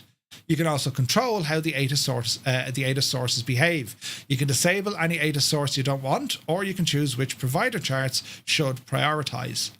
So if you use Navigraph, and SayIntentions, they recommend setting SayIntentions as your ATIS source in Navigraph. Other updates that they did, their ATC and traffic improvements. ATC and traffic continues to be a major focus, constantly working to improve how things behave in the real world scenarios. And this is like from last week. I've more news on this. But basically what they've done, they're able to expanded head-on conflict prevention, including user to AI interactions, which is user to AI. You can talk, you can communicate. Traffic improved AI behavior during pattern work, taxiing and runway interactions. Fixed a rare issue where runway numbers could be missing from takeoff clearances. IF4 fixed an issue where there was the same airport IF4 flights. And this is just like a spoonful amount of all the fixes and stuff that goes on in the background. Over on their Discord server, you'll literally see the updates. There's multiple updates every day of what they're working on. And we showed that off, was it yesterday or the day before? If you file a bug, you have an option where to click on it to say, hey, I want feedback on this. And you only do that if you need feedback. If you're going to say, hey, I need you to come back on this because, well, is it my problem? Is it your problem? But there is a way that SayIntentions are able to look and say, okay, here's the report coming in.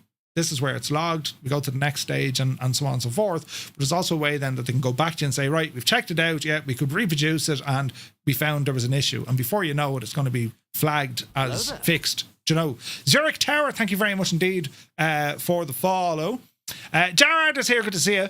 Jared says, SkyOps is a blast. I love that you can have AI make up your own custom mission. It's nuts. You go into the scheduler for SkyOps. You go into the mission board.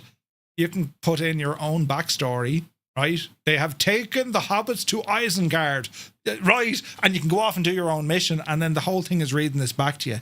It's insane. The customization options with it are insane. That could be for VIP transport. It could be search and rescue, medical ops, all the kind of stuff. Cargo if you want. It's the sky's the limit, to use that overused phrase. But you can do a lot with it. You know what I mean?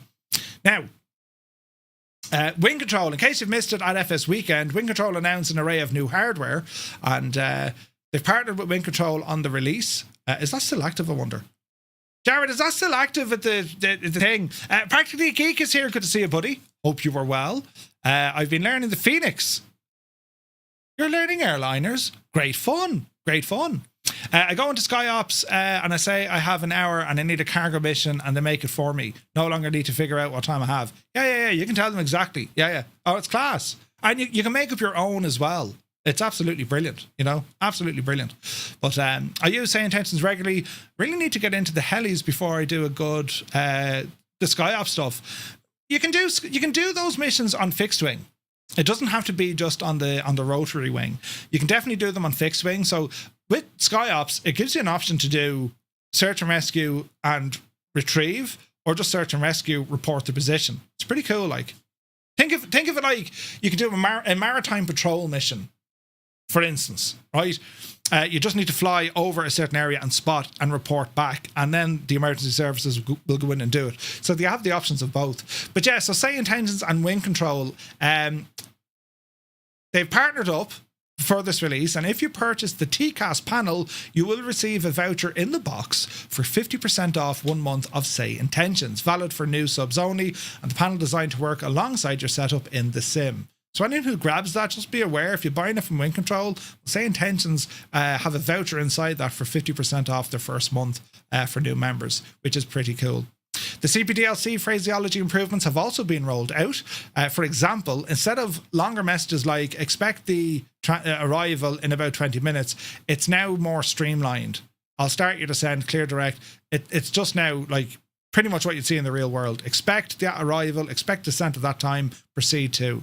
Similarly, conversational messages like I'm not seeing your transponder, confirm squawking 4475. It's now simplified to confirm squawk 4475. These are the phraseology changes that they're making to it's based on feedback and what the lads can see themselves. Then there was a recap from FS Weekend, and it was like FS Weekend was a ton of fun, getting to meet so many people, and you know I was there with the lads having the chat. We gave him an interview. It's great crack, and it was just class to see. And for Jared, that was his first flight sim kind of meetup. So what a way to experience it, you know.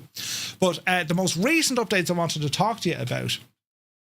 They have done some major ATC sequencing, ATC updates, pilot spotlight, and then feature spotlight. I want to talk to you about the ATC sequencing improvements. They've rolled out a major set of improvements of how ATC manage aircraft across the entire operation. And that's anything from pushback to your final approach. So the changes focus on flow, spacing, and timing, and the most noticeable at busier airports or higher traffic levels. Pushback coordination has been significantly improved. Aircraft are managed more efficiently at the gate, reducing the congestion when multiple aircraft are preparing. You might now hear on frequency traffic passing behind you, hold position, or crossing behind you, hold position, or stand by for pushback. Right? It's learning that, your traffic behind you. And yes, there's going to be different kind of phraseology things. For example, they might say traffic passing behind you from right to left. You hear that in some of the European places. Your arrival flow, this is pretty cool, because this is just pretty cool. You'll now hear things like, you know, Delta 333, reduce speed to 200 for traffic, or KLM 1975 heavy, slow to 160 knots for spacing, or speed 170 knot, A350 5 miles ahead, or go around, traffic still on the runway. They're adding all of these things into it now. So your sequencing, getting from either your initial point fix or your initial approach fix, like if there's going to be a hold, they'll hold you, right? But the fact that you're getting these speed changes, this adds so much realism, because as you're flying, I mean, you can see your ADSB, you can hear what's going on in the frequency. You mightn't be terribly sure what's going on. And then when ATC are telling you, hey, you need to slow down, reduce speed now to 170, or you might hear reduce to final approach speed, right? And you kind of push the system, unable, this is the best I have, and then it'll figure it out. All right, okay, it'll sequence something else. It's class what it's able to do now.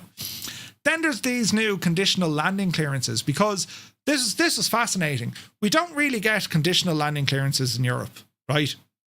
You just don't. In America, you do. And in Canada, you do, as I learned the hard way. For example, you could get something in North America to say, you know, Firefly 235, number 2, clear to land, or clear to land, number 2, right? Or number 2 behind the company. You can get cleared to land, a conditional cleared to land behind traffic. In Europe, we don't really get that. You usually get, you know, your number 2, continue approach. This kind of stuff. So what they've now added they've added that in, right? So you'll hear now something like Delta 1221, number 3 behind the A380, runway 23 left, clear to land, caution, wake, turbulence. That is deadly, right? And in regions where conditional clearances aren't used, ATC will delay the clearance. Instead, it'll say something like, number 2 behind the Airbus, expect a late landing clearance. Like, that's class, you know? Energizer says, Murph, I might try SayIntentions for a month. Do you have a referral link? Drop me a DM, Energizer. We'll get you sorted. Lads, you just have to try it. It's just getting better and better. You just have to try it, right? Runway operations as well, runway configurations. They can now shift based on the time of the day and day of the week scheduling. So we've seen this at some airports. Heathrow does it, right? Doesn't Heathrow change runways after a certain time of the day? That's now included. Don't think it's necessarily for Heathrow, but there are dynamic runway usage in the real world. Airports change them for many different reasons, and there's now a foundation in place for SayIntentions to do the same. It can simulate the same sort of stuff, be it there's traffic, there could be works going on, they can figure this one out and change it. So be aware that, you know, you filed for all of this, and next thing ATC jump on the blower and say, yeah, the runway's changed. Huh? It can happen now, right? Descent profiles have also been done, more accurate star handling, better compliance with waypoint crossing restrictions. So they'll say, you know, cross Aegina at 6,000, this kind of stuff. And then they have smoother, more realistic descent planning. And remember, it's very important as well, you have some options in the pilot portal on how you want the ATC to act to you. Does it want to treat you as a beginner, or does it want to treat you as an experienced user? You have those options inside the pilot portal. So make sure you check those out as well. And have a bit of a play around with it, right? Have a bit of a play around with the settings. We'll do a deeper dive into the pilot portal again and all the settings. What I'd like to do is maybe do a stream just for new folks who want to set up SayIntentions, they want to give it a blast. We might just do a stream one of the days just to focus on it, and we'll all do it all together. We'll set everything up, our hardware, the audio, the whole shebang. We'll all load in at an airport and take it from there. So if that's something you'd like to see, do let me know. Put ones in chat. We can get a quick count then. And if I don't see any, I'm still going to do it. I have to retest in South America again, but I found that North America works better than us in the South. Ah, okay. Heathrow changes every day at 3 p.m. Yes, the hard way. Thank you, Naughty Gnome. Bit gutted because I'm aiming to do FS Weekend 27. Would I love to see in Lelystad? Yes, you still might. You wouldn't know. Cy Murray is in the house. Thank you very much indeed. 56 months. Cheers, buddy. Cheers. But yeah, no, we'll do that with SayIntentions because it's just class. Like if you're on your own and you just want to go flying and there's no coverage, or even if there is coverage and you just don't want to deal with, like, you know, just it's perfect. Or if you want to learn with it, you want to start training something, you know, or you just want that extra level of immersion and realism to say this is pretty cool. It's class, lads. It is class. And that's before we even look at SkyOps. You're sitting on the ramp, go off and make a cup of tea, turn on your favorite episode of Father Ted. Your phone will make a sound to say, hey, we got a mission for you. Do. Right? You can do all that. So it's class. Absolutely class. So phenomenal work from the team at SayIntentions. And like the other stuff that work, like it's mind-boggling the stuff the lads are working on. Mind-boggling. But it's to reassure folks, because when you see a lot of features, you're kind of thinking, oh, but I still have this problem. Just know that the feedback, the development and bug fixes, that takes up the vast majority of all developers' time within SayIntentions. It's over 80%. So these small little features, these are the guys who don't do the tech support. They're just like, we'll try this, we'll do that. Plus then they've updated the website. They're trying to make it more accessible, easier to understand, and easier just to get along with the product, because it is a phenomenal product. It really, really is. Heisenberg says, I had SayIntentions for over a year. Really helps with the ATC lingo. 100%. Gadget is here. Good to see you, buddy. Hope you're well. Right, so we're going to have a crack at this. The iniBuilds L1011 TriStar. Now, this is not going to be new for a lot of you, but for me, it's new because I didn't get a chance to see it, right? Now, what's fascinating about the aircraft, it's on the marketplace for, what, $40, is it? About $40. What's fascinating about the aircraft is not just the history, the nostalgia, and all that kind of jazz, for which there is a lot. The systems on this thing are absolutely insane, right? Absolutely insane. Practically geek, put on the kettle, we're in your neighborhood. So what we have here is the L1011, and we get a couple of different variants with this aircraft. The TriStar for Flight Sim 24 brings one of aviation's most distinctive wide-body aircraft to life with an exceptional level of depth and authenticity. From the iconic tri-jet layout to the advanced systems for its era, every detail has been carefully developed using real-world data and extensive reference material. The systems of the aircraft has detailed the Rolls-Royce B211 engines, fully simulated triple INS system, integrated performance management, accurate direct lift control, fully interactive flight engineer, and it'll help you along as well. It also has that the INS and kind of SimBrief integration. Unbelievable unbelievable, right? And that's only the systems. When it comes to the visuals, well, I'm sure you can see it. It has dirt accumulation, it has weathering, it has winter weathering, right? Comes with a barrel load of liveries. Everything's all of the highest definition that you can see from the textures and the modeling. It's absolutely insane. The sounds are absolutely incredible, captured by Echo 19 using the real world aircraft, and they sound incredible on this. The art effects, the PFB, all of the stuff, the PFB, the paper flight bat, it's brilliant. But they went beyond, you know, the aircraft. I think what iniBuilds have done here, lads, they've captured the friggin' character of this machine, right? For instance, right, we're going to go up the steps here, and this isn't your normal kind of entry. This is like, this was your first class back in the day, right? So we'll ramble up the steps here, because what we have in this aircraft variant, yes, there's a galley, right? But I think it's to the left hand side here. We'll go through this door. You have a little lounge. So this is kind of like the pre-flight lounge. Or if you just wanted to indeed come down to the lounge from first class, well, you absolutely could, right? That's all inside the aircraft. You know what I mean? You flew out loads and worked LPL a good few years. Oh, nice. So come up the stairs here. Easy now, easy now, easy now. And here we are in the cabin. And what makes the cabin of this aircraft nuts, look at the headroom you have. I mean, they don't make planes like this anymore. Sure they don't. Look at the headroom, look. That's like your average head height, roughly where I am now. It's absolutely incredible. And the detail. Big massive projector. Only one movie. And you know what? You were happy about it. You'd be happy about it. They're not showing that thing again.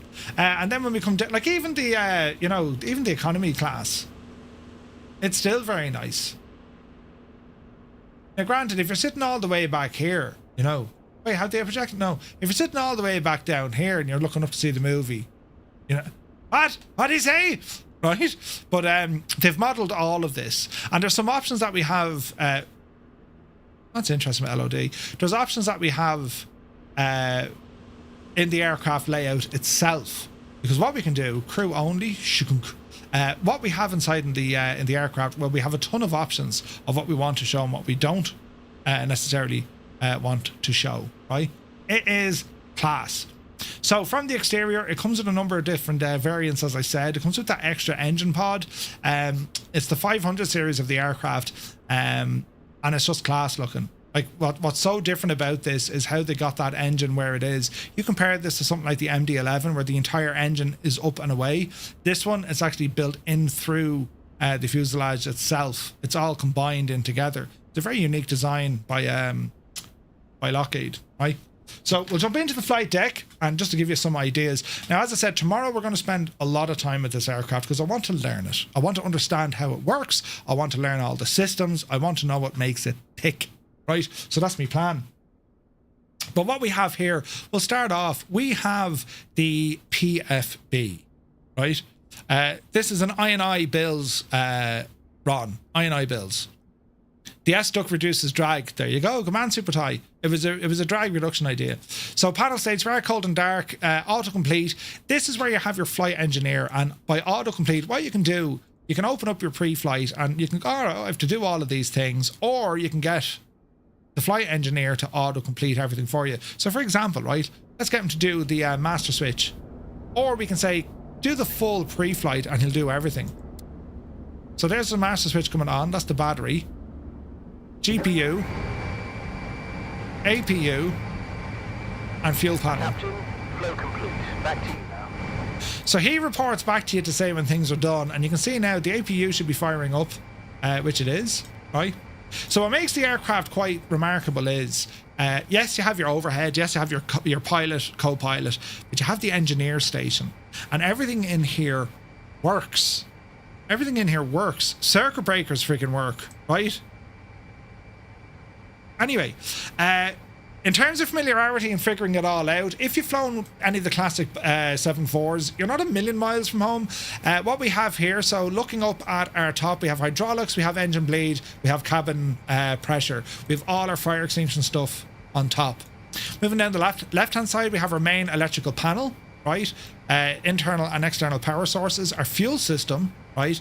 Then we have engine fuel, engine oil, and engine RPM status. Moving slightly over to the right-hand side then, just a chrono, but then we have our APU control, we have our smoke detection, cargo compartment, and then we're back into our cabin stuff as well. So APU is now running, we jump back into our main seat, and we have a look at the overhead. We have 3 INS switches, right? For your alignment, and each of these are tied to each of the INSs. And then we have other things. You've all like the various computers looking after the likes of your stall, looking after ACS. You have your anti-ice systems, lighting systems, and so on. There's quite a bit to figure out here, right? However, in addition to all of that, we also have navigation options. So we can see here, right? Well, we are sporting 3 UNS or INS machines, but we also then have a GPS, and the combination between using the INS and a GPS allows us to fly the modern SIDS and stars, for instance, right? Because you can group them all together. You have options in the aircraft though to fly this thing like as old school as you wish. So you can just say, do you know what, it's going to be radio nav, that's all I need. Or and that's flying by like your radios, think VOR to VOR. Or you can put in your INS system or a GPS system on its own, which I would recommend for anyone starting off on this. But an INS is cool. It uses a latitude and a longitude coordinate, and it can save multiple coordinates, usually 9 of them at a time. And how the system works is you tell it where it is, and it figures out then where you've traveled from. It's a pretty cool system. And we've seen this already in the likes of the 146 from Just Flight. Do you know? Very interesting stuff. Tons and tons of options here. Even a FX performance mode. If you're under a bit of pressure with the performance from the visual effects, you can turn that off. INS drift is a thing. You can import your SIDS and stars. And you have a ton of options, be it your throttle calibration, your audio, your aircraft specific stuff. You can go into the ground options here. This is where you can open and close doors, GPU. This is where you have your aircraft weathering. So for example, she looks lovely and clean there now, yeah, right? Lovely and clean. We get in here and we start messing with it. She's no longer lovely and clean. So you get the idea, right? You can really kind of set the tone and mood of this aircraft. It's pretty class what you can do. Then we have, what else do we have here now? Cargo doors, that's all grand. The load sheet, this will sync directly in from SimBrief if you wish, and it gives you an idea of your weight and balance, fuel, cargo, passengers, your operational flight plan. That's a flight I was working on earlier on. Then you have your takeoff performance, your landing performance, you have access to your charts, and then you have just an en route map. This PFB, this paper flight bag, this is excellent. It's excellent. They've done a great job here, and it's so good to see. And the performance I've seen in the aircraft has been very, very good. I have no noticeable frame drops. It flies really, really well. The sounds are great. It looks great. I'm very excited to start learning this aircraft more and more tomorrow. So make sure you tune in for that because we're going to start off with a manual. It does come with a manual, over 100 and odd pages. And I just see a DM there from Naughty Gnome, what looks to be the official operating handbook for this. We are going to dive deep into all of this because I want to learn this thing with the view of taking it on some interesting flights. So that is the L1011. If you don't have it, it's a strong recommendation for me to say go ahead and grab it, because they have brought an aircraft that isn't going to be the most popular, right, because it's of that certain age and its nav options and all this.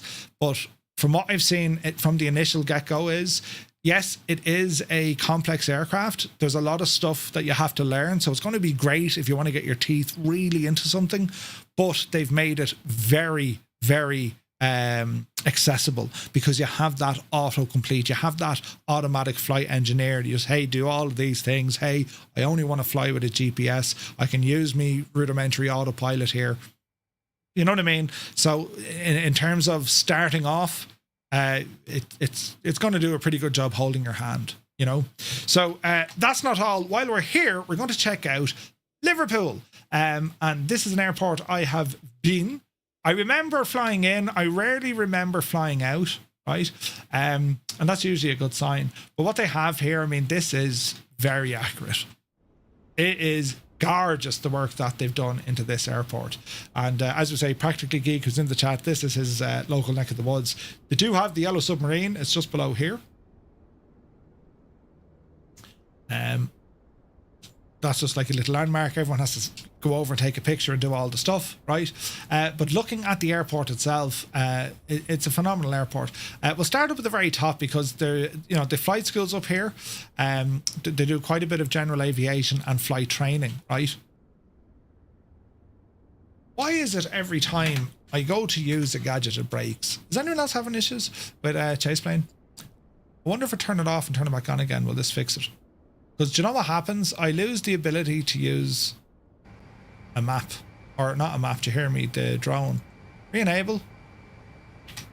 Will this work?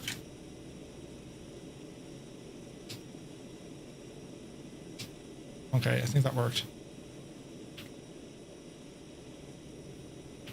Okay, we'll do this so. We're doing well, lads.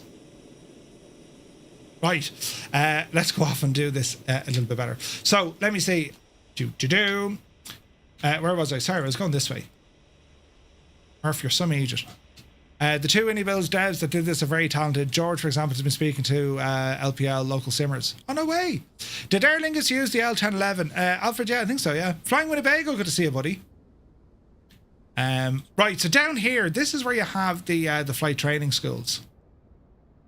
Pleasure flights, Liverpool's number one flying, it's Raven Air, right? And if anyone remembers the late and great Matt Davies, Matt did his flying lessons here. He did videos flying out of here, which was, I thought, class to see. So they have all this down here at Raven Air, and then as you move across, you have Liverpool's flying school, and we also have some stuff over here as well. Wait now, have I... I'm getting a weird mesh issue. Interesting. Didn't have that earlier. Don't know what else I have loaded in. FedEx here, cool. Loads of cars, tons of cars, and then we have the main block as well. Got a control tower, fire station. And like, this is the detail you get into. Like, I mean, the name on the fire trucks, you know. You can walk from check-in through security and to the gates with Avatar. Insane to experience. Yeah, absolutely. Absolutely. Got the Hampton Hotel. We'll come on down here and have a look at the terminal side. So they're done, again, it's just done to a very high standard, lads. I will check out the night lighting here now in a moment. So we'll ramble in. And here's all our check-in. Ryanair, Aer Lingus, Jet, they're all there, right? They're all there. They do have, didn't they have Lennon up here? They did. That's pretty cool looking, isn't it? That's deadly. Now, my understanding is when you drop your bag, it's up to the left. Yeah, departure's up to the left. I can remember the place. Skyport Terminal is insane. Ooh. The detail, like, it's photorealistic. It's class looking. So, yeah, you have to go up this way to get the stairs. We'll just use the stairs. Go up the Adivilia. Stay going. And we're on the right track now, I think. Yeah. Man alive, it's so accurate, it's frightening. Fast track, that'll be us. In you go there now. Easy, in through security. Beep, beep, beep. And then, look at it, look, like, that's the detail. Isn't it frightening? And then we go through border control, Liverpool, and now we're in. Isn't that deadly, isn't it? There's W.H. Smith. Walk along, you'll have a couple of more shops. Gates are that way. World's duty free. Wait now, do you have to go through the duty free? You do. Look at all the fine things they have in duty free. We're never leaving. Jesus. How class is that? It's the actual airport, right? Here's Sable. And then you're down into the departure area. Isn't that class? Like, Grab us a vodka while you're there. Yeah, no hassle at all. Yeah, it's very, very good, lads, isn't it? Like, I mean, that is an accurate, like, it is the airport. And that's, like, from my memory. You know what I mean? But yeah, pretty cool. JD Sports they've WH Smiths, they've Boots. Like, there's a lot going on. Did they have Liverpool jerseys now? Who'd buy them? They have the arcade. Ah, brilliant! Retromania. Ah, for God's sake. Well, I suppose that's the way, you know, that's the way copyright goes. Oh, wait, it's WCW. Jesus. Legends Ultimate. That's class, lads, isn't it? Give it time. Give it time. You'll be able to hop in and play some of these. I'm telling you. More lounge stuff here. There's Monty's Diner. Right? Access to the gates are down here. It's just absolutely incredible, the detail. It really, really is. So on the air side then, plenty of scatter there with kind of vehicles. We don't have any aircraft waiting by. What else do we have there? We have the snow plows. We have our cargo stuff down this neck of the woods. There are buses driving around the place. The lift buttons are literally insane. Silly detail. Yeah, 100%. Big Alice here, good to see you. Yeah, the yellow sub is there, Briggsy. It's just out in front of the airport. So we got our cargo handling there. There's the Mersey with all the ships.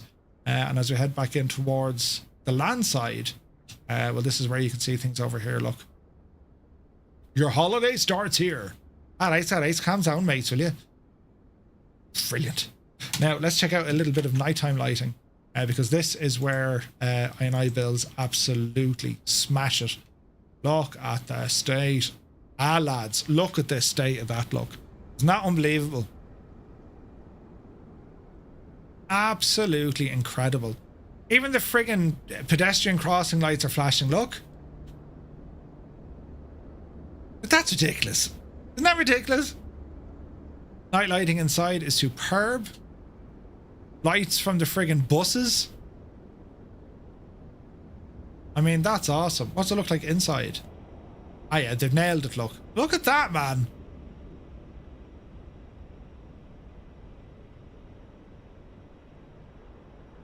That's pretty cool.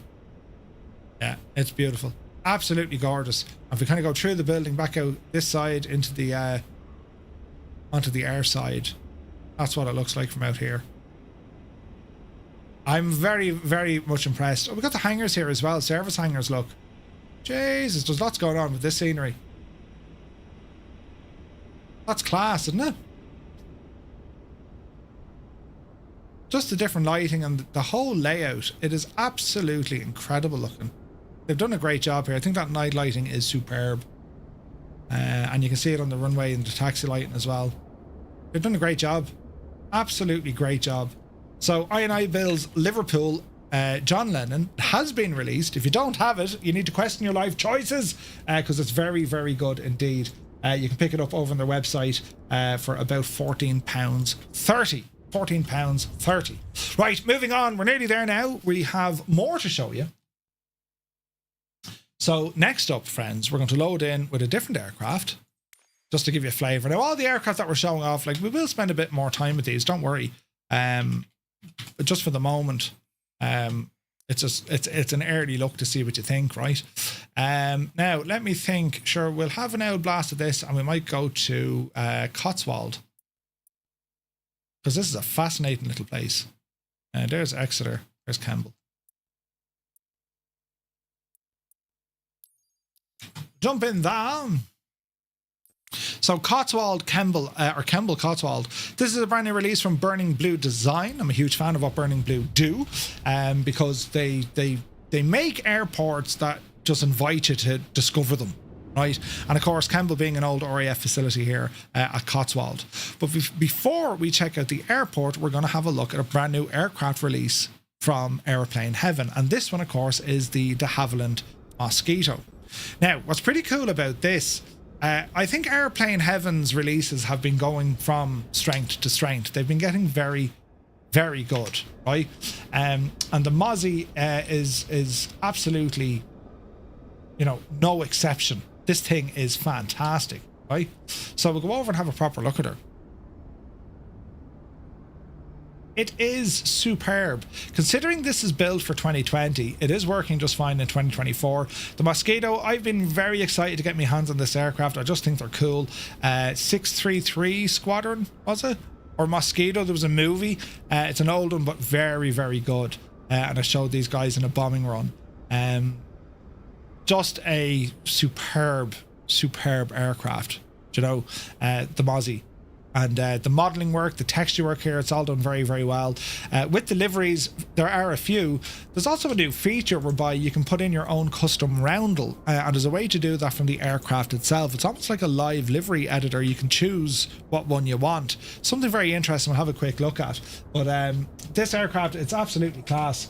Wartime necessity. When Britain's metal resources were under extreme pressure, designers took to an unconventional approach by building much of the aircraft from the multi-layered plywood, making this one of the underutilized furniture industry and readily available raw materials. The Mosquito, often called the wooden warrior, wasn't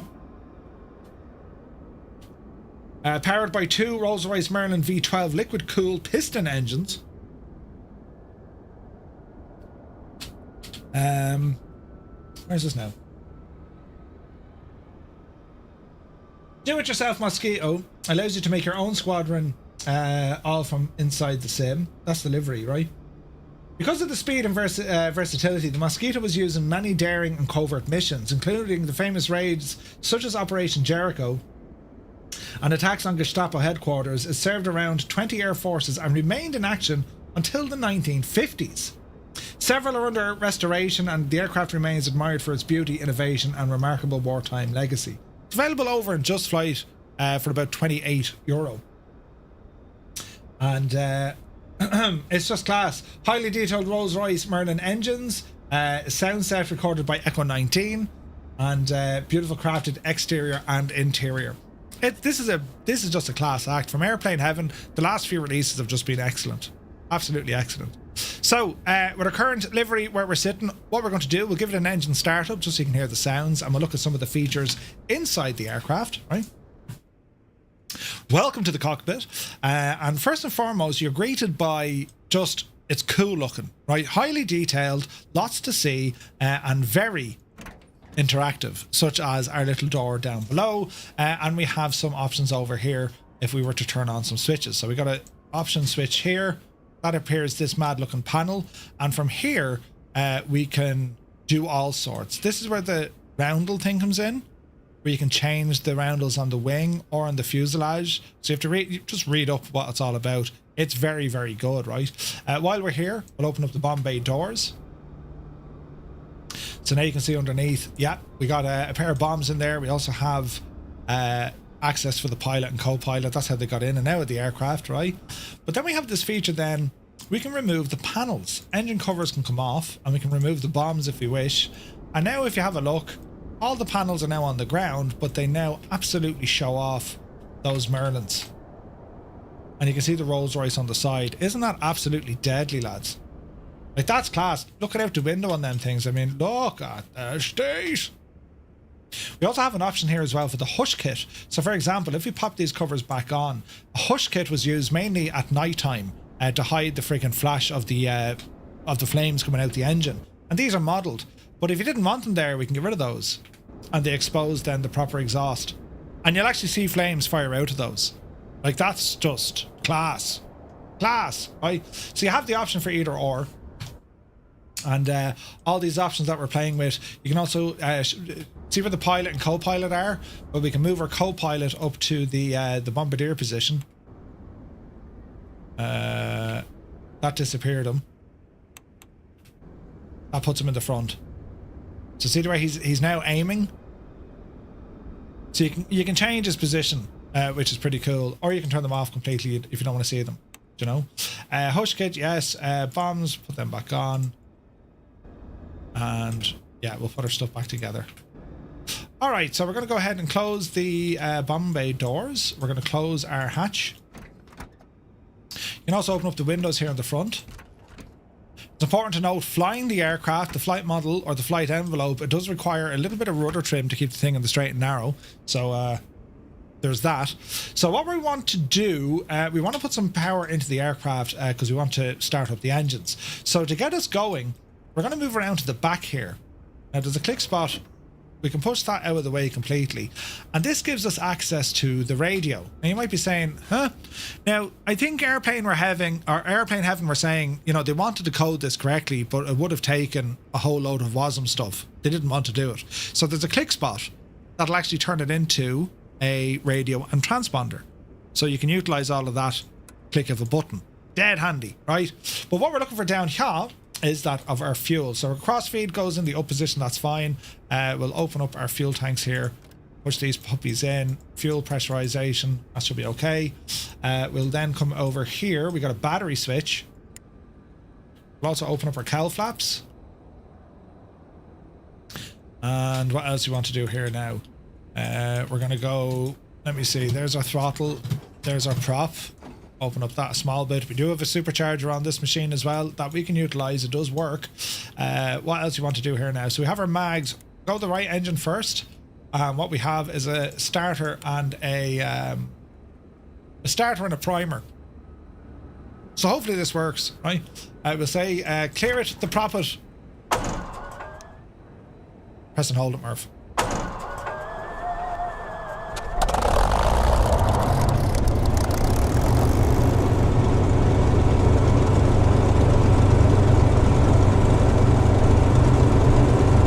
I mean, it's just a lovely sound, isn't it?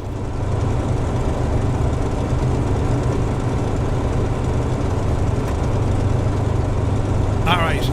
Repeat the process.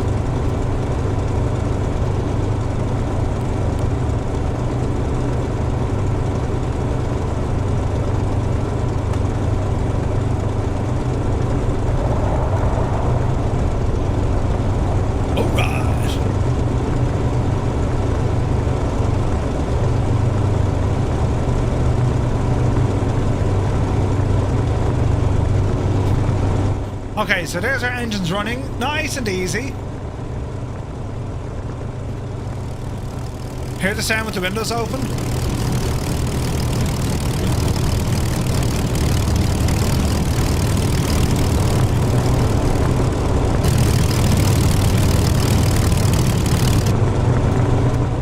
It's pretty cool, right?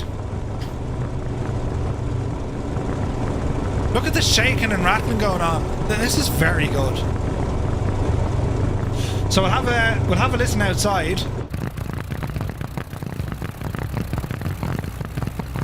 And watch out for those flames.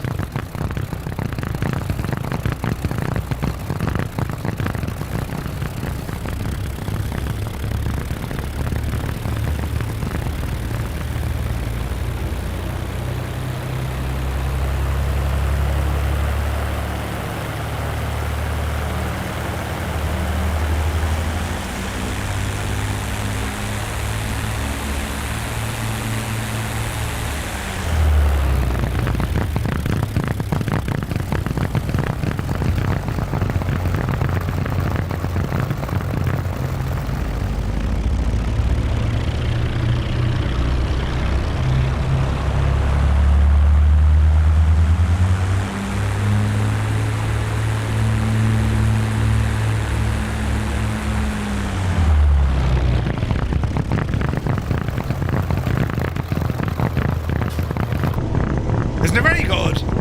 Absolutely brilliant. Right.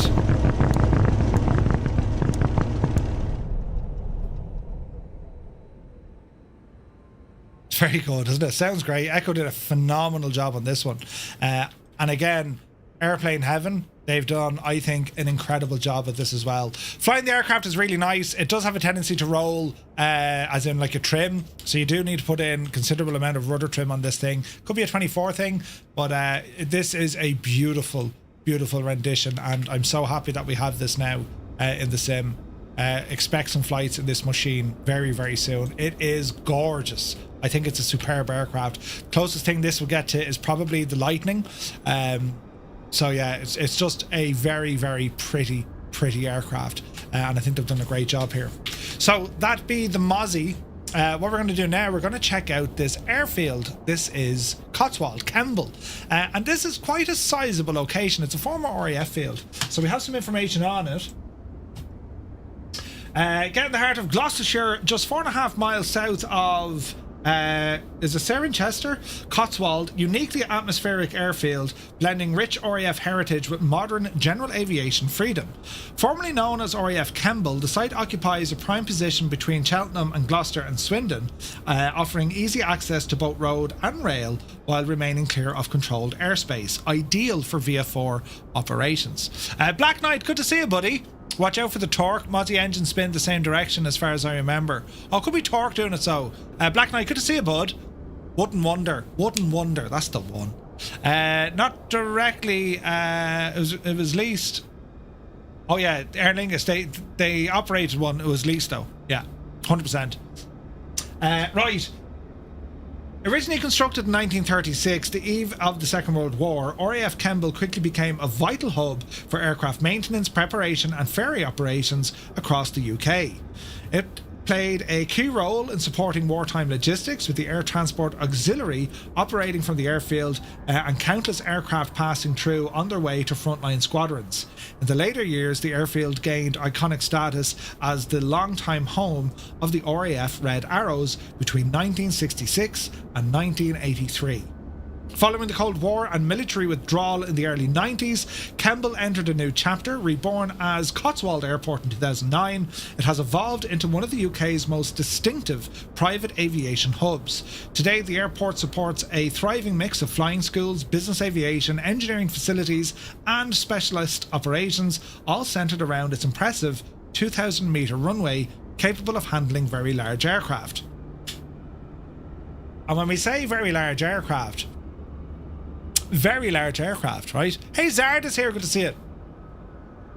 So with the scenery, there's a number of static aircraft because, well, it's almost like a graveyard, right? Where they work on aircraft, dismantling them and all sorts. And they have all of those here, right? So that's all modelled. That's pretty cool to see.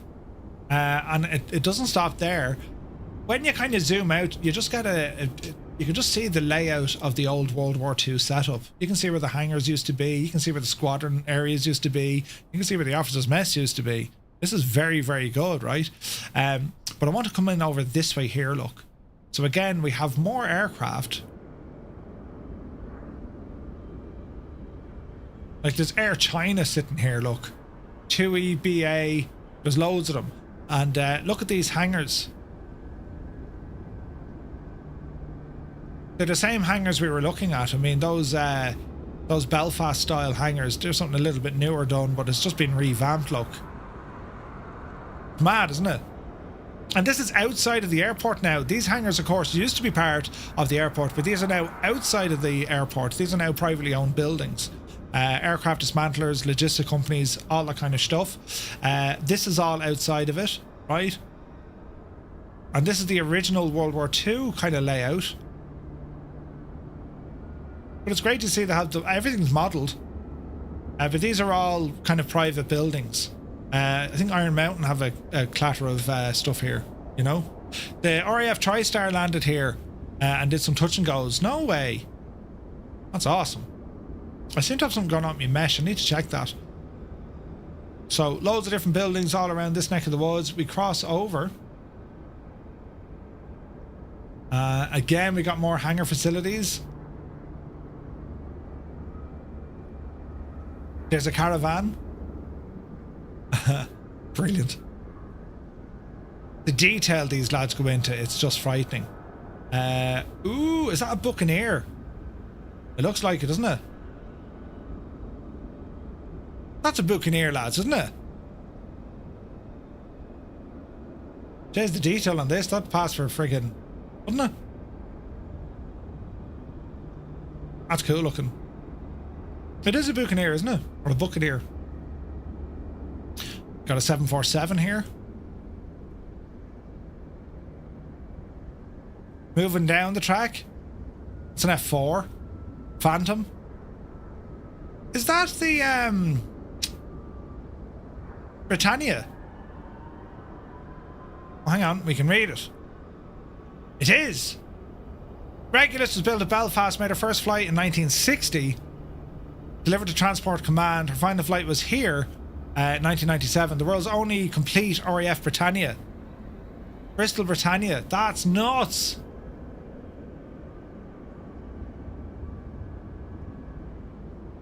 Didn't the Nimrod replace those? Almost certain they did. What else do we have? Just there's loads to see here, look.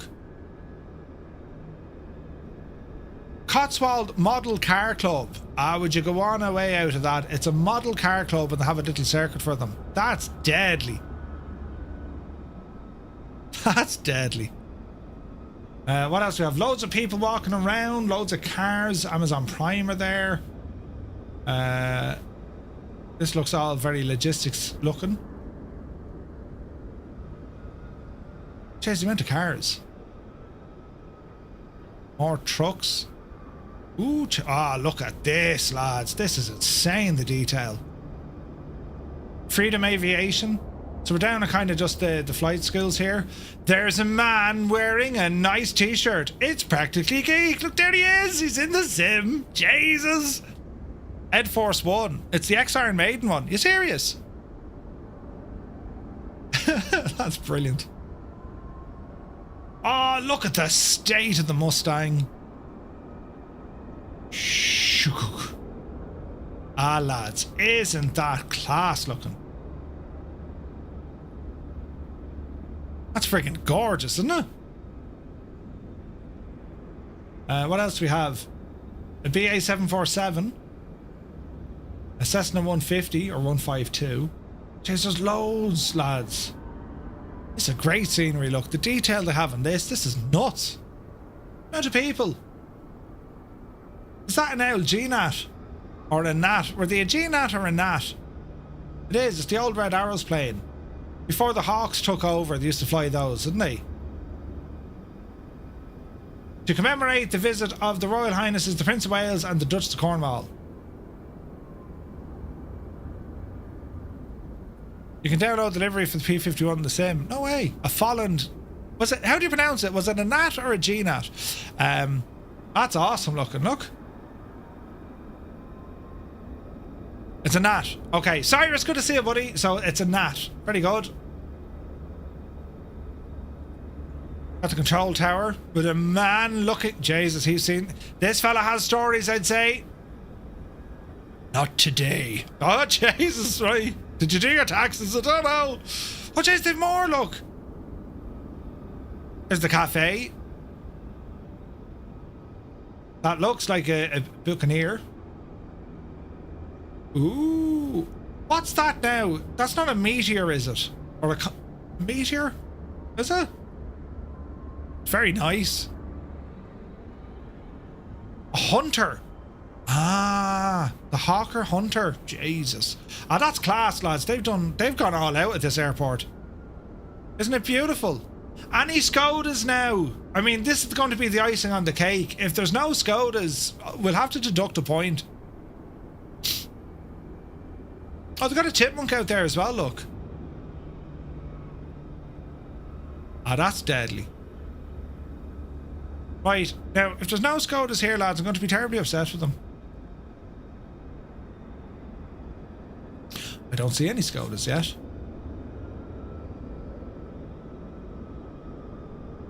Jay, isn't it a huge little setup? Oh, look at this thing. Do you remember that used to be on the telly late at night? Hang on. Fit screen, Murphy. Fit the screen. Because if I do this right, those of you watching in, Ireland or the United Kingdom, you will know exactly what time of day it is. There we go.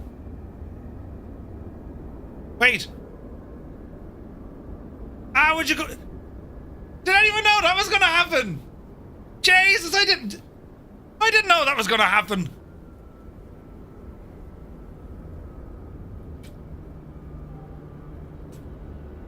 I genuinely didn't think that was going to happen. Pretty fancy though, isn't it? It is. It's shameless plug, but I didn't know it did that.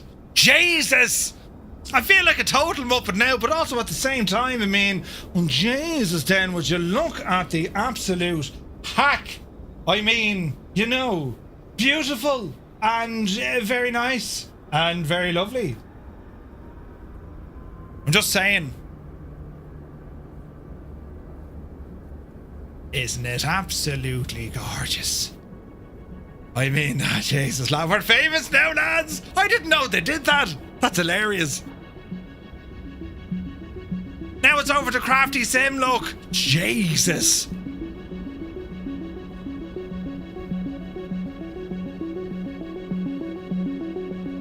That is so funny.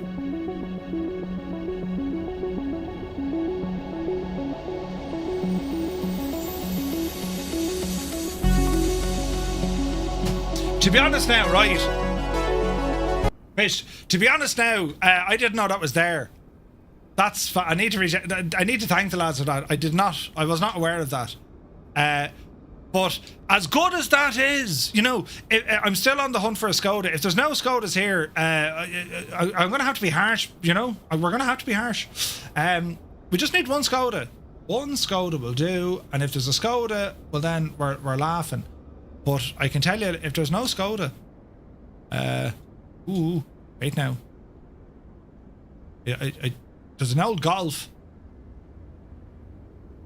There's loads of Audis. BM.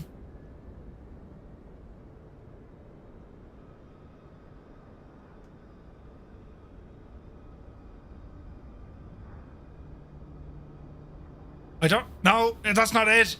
Lies! I thought it was. It's not. Hang on, there's more cars down. It's very sad to have to go around and do all this. Look, Jesus. Hang on. Right now.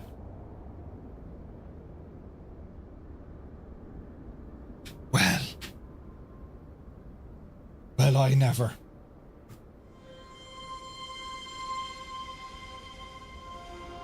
This is the finest simulated airport add-on in the history of simulated airport add-ons. There's a Skoda in the thing.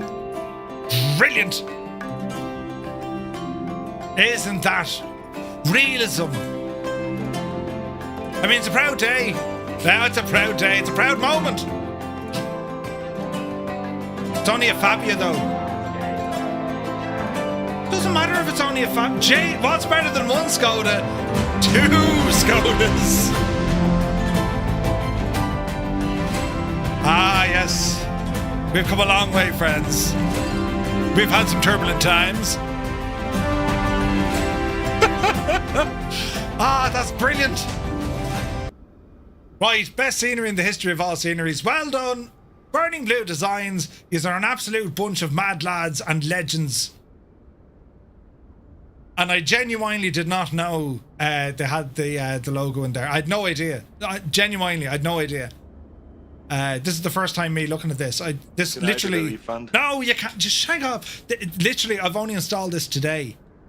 For your flight sim guy, brilliant. I literally only installed this today. This is my first look at it, so you know what you're seeing is what I'm seeing. So yeah, it's pretty cool. What's it like at night time? Ooh. Oh, Jesus, nice. Like, it's not going to be the night operational place, but the lighting is pretty good, isn't it? T-hangers have loads of lights. The main block and towers lit up. Ah, yeah, that's nice, lads. It's subtle, but it's what you would expect. There is runway lighting, funny enough. And then the rest are just kind of normal, kind of street lighting. Jesus, what's this? Chartered certified accountants. I won't ring them now. Imagine though. That's very good, isn't it? Just what an absolute friggin' masterpiece. Burning Blue, well done, lads. This is awesome. This is awesome. And it's in a superb part of the country as well. Really, really nice. It's fascinating because it has the heritage, but it also has the detail, and it just looks like a superb place to come flying to, doesn't it? Doesn't it? Brilliant. So a massive well done. Mr. TPHI is here. Good to see you. It's a vehicle that is at the very furthest end of the airport for a reason, right? Skoda, Rolling Stone, yeah, best made cars ever in the world. You know, both Ferrari and Mercedes joined forces to make Skoda. Right, we're nearly there now. We're on the final furlong. Next up, we're going to check out the B200, which is a brand new release from Carenado. And what I like about the English, what I like about the B200, it's designed to work in multiplayer missions, meaning that we get a medevac or a charter variant of the aircraft. Now I'm going to load in with the charter one. It just gives you seats in the cabin. If you go with the search and rescue one or the air ambulance, it's a stretcher in the cabin, right? And we're going to ramble up here to Belfast City. And we'll pop her down here. So this scenery is from FlyX Simulations. And we will have a look at this now in a moment. George Bess Belfast City Airport serves as a vital gateway to Northern Ireland, offering a convenient and well-connected hub for both domestic, regional, international flights. Airlines operating for the airport include that of Aer Lingus, British Airways, EasyJet and Logan Air. They link Belfast with key destinations such as London, Manchester, Birmingham, Edinburgh, Glasgow and beyond. Now what we have here is an aircraft, this one from Carenado. Multiplayer missions, you mean career? Well, career mode, beg your pardon. Yes, that is it. That's what I meant to say. So here we have the Caronado B200. Now it goes without saying, Carenado makes some of the most visually stunning aeroplanes in the sim, hands down, right? We'll get back into the cockpit here now in a moment. Want a bit of brightness here if we can. Hawk Driver, thank you very much indeed. Good to see you, buddy. Cameron is here. Good to see you, bud. So, the B200 Beechcraft. I love this airplane. Royal Flying Doctors used them. Irish Air Corps used one of these for a long time. In actual fact, this was an aircraft, or this is the aircraft that the Air Corps used for the Bremen flight back in 2003. So what we have here from Carenado, well, I mean, it should kind of speak for itself. The attention to detail on the modelling and texture work here, I think, is just perfect. It is fantastic. They have tons of detailing, really sharp, high-resolution textures. I mean, you can really see what's going on here. I'm unsure, do we have access to the cowling? I think we do. We'll go back and check that now in a moment. But as you're looking around the aircraft, you can see it. It's not kind of brand new and spotless. There is a little bit of wear and tear and ruggedness. They're not a brand new aircraft. They're quite an old one. Carenado were famous for making this issue. Fuel tank on the right is correct. They seem to have fixed that issue, so yeah, well done, Carenado. It's just beautiful looking. I think they've absolutely nailed it on the visuals. Isn't it stunning? It's absolutely gorgeous. Triforce Gamer, good to see you, bud. Welcome in. So we can see here the detail even down at the wheels on the landing gear with the tyres. You can see the brake lines, hydraulics coming down here as well on the main suspension strut. Look how clear the decals are. Like visually, Carenado, just no complaints. No complaints whatsoever. They're just exceptionally good at this, at the visuals. Exceptionally good, right? And the same can be said when you're inside the aircraft as well. So for example, we're here in the cockpit, right? And look at those textures. Like, that's photoreal. That is photoreal, lads. It's unbelievable what they've done, right? So let's see. Open this gadget up. We can ramble out the back here. And again, like, you know, there's stuff to press and click and play with and all this sort of stuff. Or a table. Like, look at that. Isn't it real looking? This is done very, very well, I gotta say. It's fantastic. We have buttons here for the interior lights, tray tables, they all work. Back here then you have the jacks, then we have access to the door. You got some luggage in there as well. You can open the door as a click spot. It'll probably automatically put us outside the plane because... Oh no, it didn't! Carenado are learning. That's fantastic, look. Usually you click the exit and like you're outside of the plane, you know what I mean? Right, so let's see, can we open up the engine cowling? I doubt it, but sure, listen, you wouldn't know your luck. Right? Oh, you can! Brilliant! Checking the oil, that's real good. Fair play to them. Do the same on this side.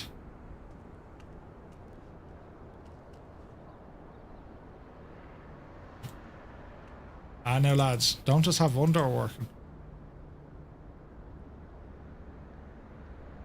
Did we find a bug? We can only check one engine.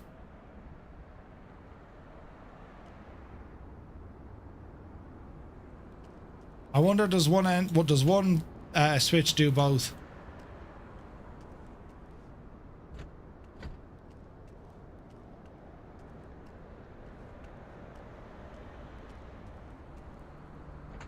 Aha! Very good, very good, very good. Right, it does work. Yeah, that's pretty cool. That's pretty cool. All right, so what do we get? Well, inside, welcome to the cockpit. And again, like, the detailing is stunning. Now, in terms of a tablet, our tablet integration is on the inbuilt EFB. So if I go over to here, we look for B200. So winglets, if you want winglets on the aircraft, on the wings, click of a button, that'll pop in your winglets. See them out there in the wing? Right. We can also choose if we want to have different avionics. So at the moment, it has the Garmin 530. We can go ahead and throw in the 750, right? So that can be achieved. Our circuit breakers on the wall. Not all are modelled. Maybe they are.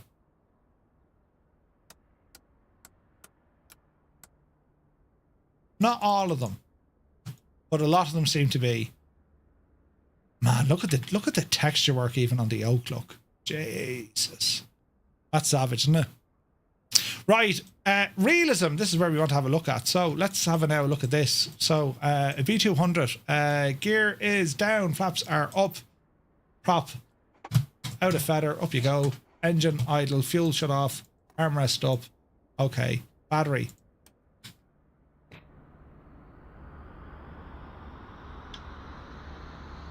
Let's have a look. Engine anti-ice, beacon, tail flood on, nav light, Rico lights on, fuel boosters. Fuel's working. Actuator standby is okay. Auto feather is off. Inverter off. Avionics off. Gens off. Engine ignition arm. And we'll go for start on the right hand side. PT kind of 6 engine, so we should figure out what happens. We'll have our NG, ITT, NG in that order. Fuel shut off valve is complete. Overhead we do have lights. So we'll go ahead and fire. Turbine moving. Prop will open up now in a moment to start spinning. There's 18, 20, fuel in.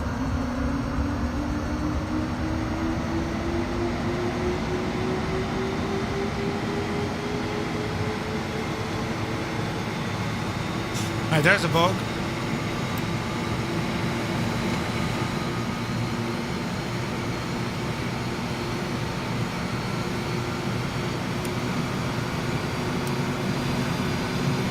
So our ITT isn't working. That's interesting.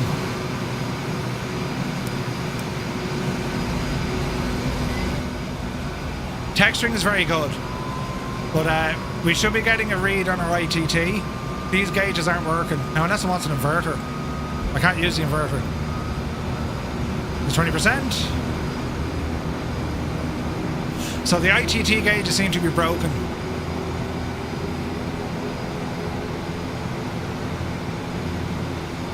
Wait for 50. There's 50. Starter off. Gen on. Ignition off. Mr. Rich. Or condition Rich. This is the Caronado B200 jet. Yeah. So our ITT gauges, they're shagged. Although they're coming alive now, but they should come up when you start up the plane. So you should get a read on your ITT, introduce the fuel, it should rise and peak and then drop again. That's how you monitor a hot start. They are broken. They're working after the fact. So it's like they're coded to be like EGT rather than ITT. So that's something they need to fix. But apart from that, we're not too bad. Right, continue. Avionics. Actuators can't play with. Inverter we can't play with, unfortunately. These screens are down here. Very nice layout though. I'm impressed. Let me see, time of day. Oh, there's that beautiful Beechcraft glow thingy. Floodlights, don't want.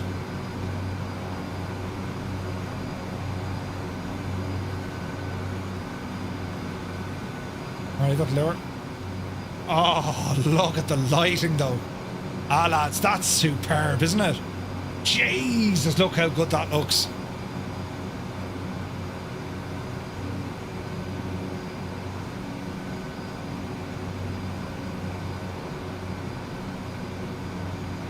That is exceptionally good. Lights in the cabin. Wait, can we control the cabin from here?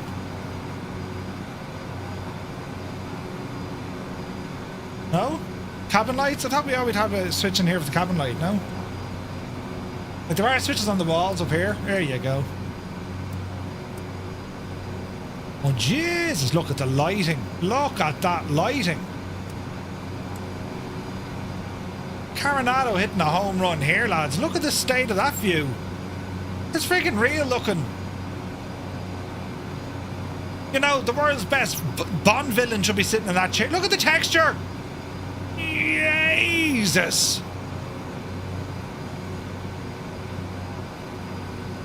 That's very impressive. So hot right now. Alright, so one engine kind of bug. Let's have a look at our external lights.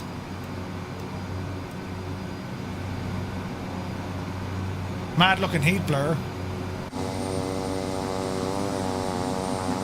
So a flash beacon on the bottom.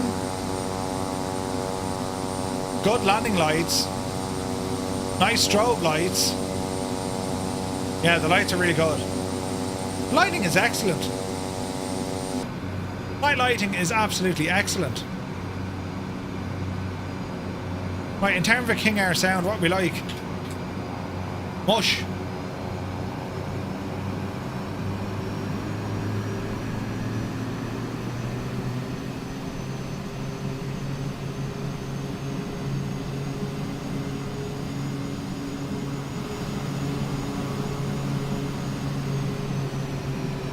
Sounds are good.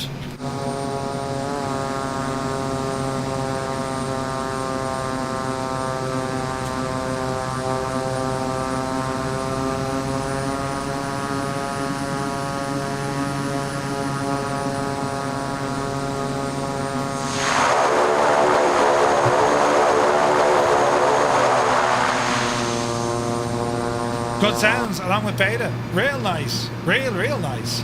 Right.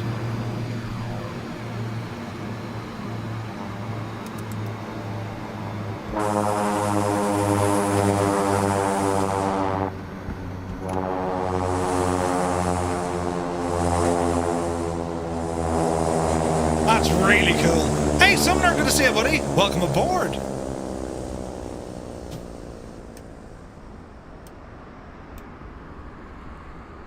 If they can fix the ITT, I think the thing is perfect. Really. This is done really well from Caronado. It looks insanely good. Features are all there. Sounds great. The night lighting is superb. We just need to get that ITT fixed and we're laughing. There's also another thing. The blue light is actually running off its own battery source as per the real aircraft. Now, I'm not going to get too upset with them over that. But yeah, this is a really good, really nice airplane. Hey, Quack is here. Good to see it. So well done, Carenado. That is the B200. I'd love to see an update regarding that ITT because it's just not right. But I think overall, what a beautiful aircraft. Need an Irish Air Corps livery on this gadget soon as possible. It is just needed. But anyway, let us check out George Best Belfast City. A new airport. This one is from FlyX Simulations, available over on the iniBuilds store. You can pick this one up for £14.39 excluding taxes. High quality detailed airport buildings, custom PBR ground textures, ground markings, airport terminal interior, custom cars, and a custom GSX profile. We've got some nice signage here as well. Custom service equipment and cars add depth and authenticity. The add-on features custom GSX profile. What else does it have?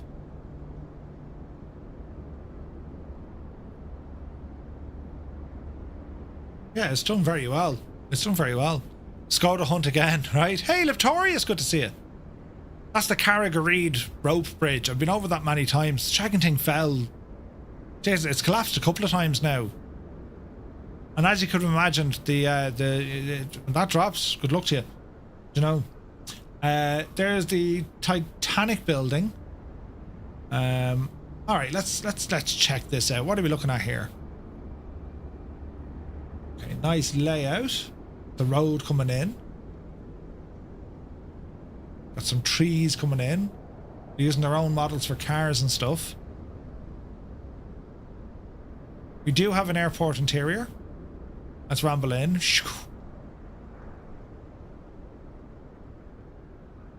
Starbucks. Samson's, that's pretty cool. Look at the bar up here. Samson's. Alright, we got a bit of a terminal. That's not bad, right? And again, you look at it from in here. That's class looking. And I like that touch. Look, all the pictures. Giant's Causeway.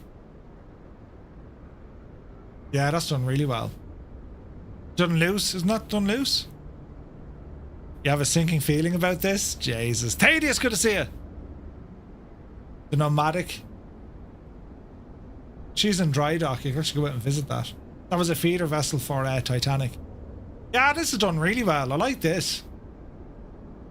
As I say, it's not the first time you've seen at Belfast City Airport. UK 2000 did one, but it's quite old at this stage. And this is really good from FlyX. There's loads of detail here. They've included the IKEA building down the road and the industrial estate by the shopping centre, so that's all there.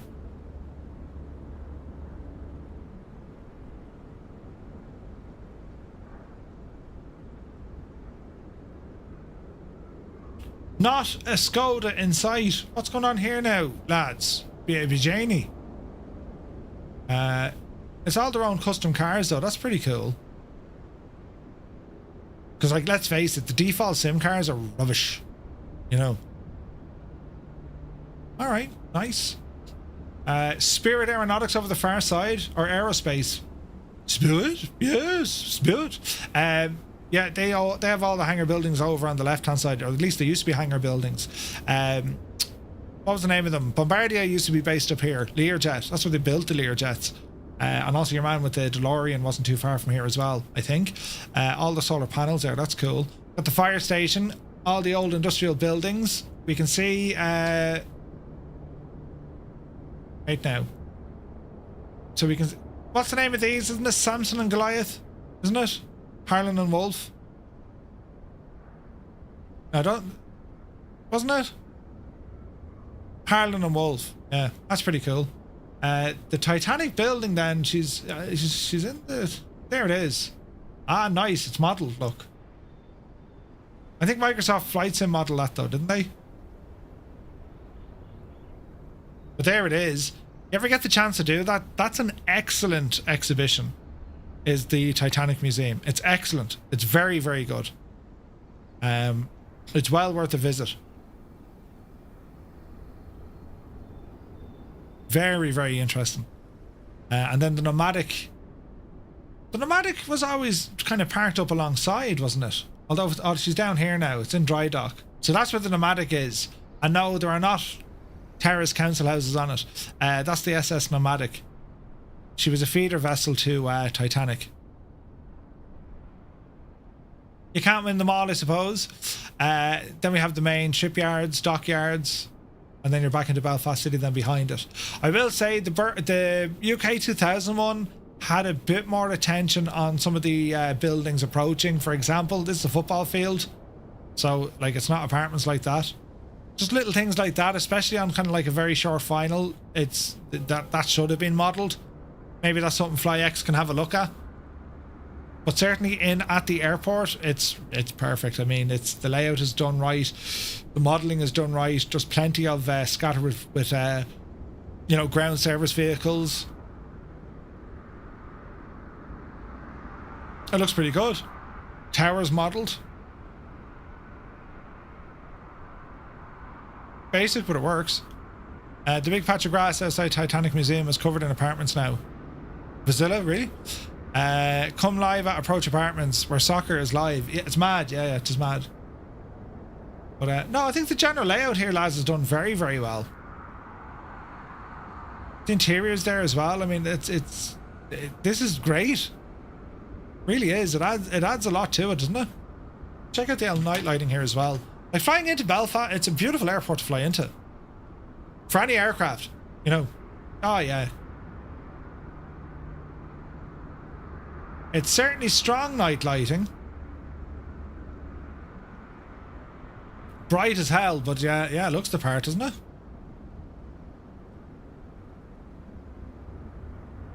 The lounge upstairs there, you can look straight in.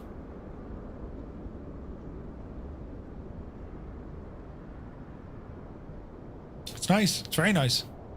You can see your house from there. Ooh, nice. Was that a mural inside?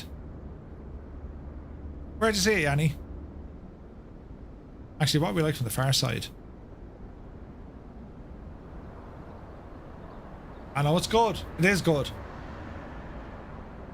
It's an up-to-date kind of take on Belfast City Airport.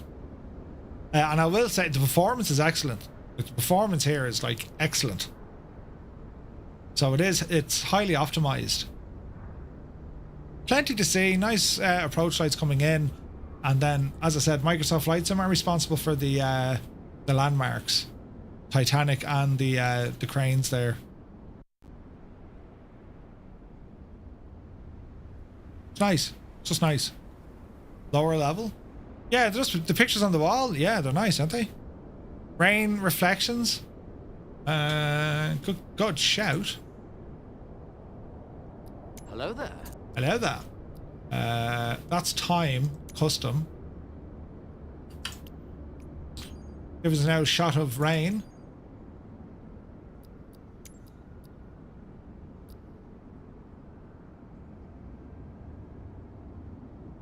This probably isn't going to work. Sometimes it works, sometimes it doesn't.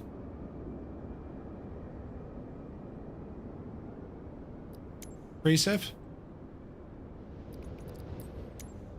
So, like, you can hear it, you just, oh no, hang on, there's rain falling.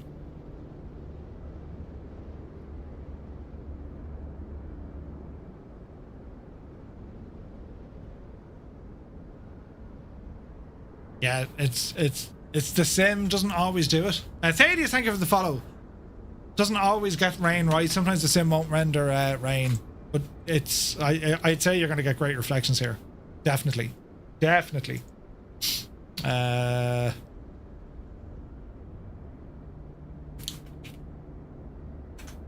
Live weather, please, Murph. Do. Oh. And bring our time of day up. Right. Yeah, no, what happens, Malky, the rain, you'll hear it straight away, and if not, you have to bring the mad density stuff in. So even though it does look incorrect, it's sometimes it works, you know.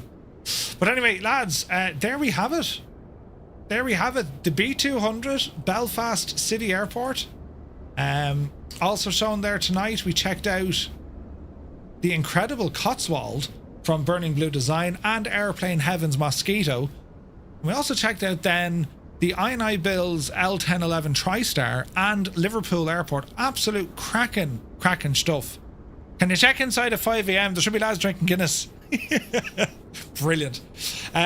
It's been absolutely incredible. Any word on the PSVR update? Thaddeus, it's due out.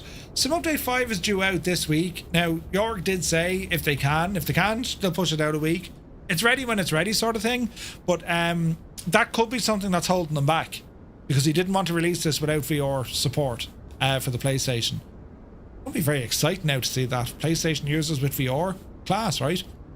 But yeah, lads, listen, everything worked anyway. I didn't break anything except for everything at the start, in which I'll have a look to see I don't break it again. But a massive thank you to everyone for tuning in. We're back tomorrow morning, 1000 Zulu, and we're going to spend some considerable time learning that TriStar from the very beginning. So we shall see how we get on. So I want to thank you all so very, very much indeed for all the support, all the new follows, the raids. Absolute crazy night, lads. Thank you very, very much indeed. It was an absolute insert choice word for the last 24 hours trying to figure out systems and why things aren't working and all this jazz. So hopefully now we're up and running and the stream is behaving and all the jazz. So thank you for your patience. You're very, very good. We shall see you all tomorrow at 1000 Zulu. Until then, have a very pleasant evening. See you on the next one. Do you know? Ah, don't hit me with a frying pan! Oh, jeez! Did you hear it? You just hit me with a frying pan! That actually made a noise! Of course I made a noise! You hit me with a frying pan in my head! Turn around! Why would you hit me with a frying... Don't hit me again! Ah! Yes, it makes a noise! You're hitting me with a frying pan! Annalisa, did you put her up to that? Jesus, me head! Oh, who hit someone? I mean, come on! Who hit someone with a frying pan, for God's sake? Oh, very hollow sounding. What? What are you talking about, hollow sounding? We're doing a thing, right? We're almost supersonic. Well, we're only at 400 knots. That was the most cinematic anticlimax ever. Yeah, but hang on, give it time. There's still, we're doing it.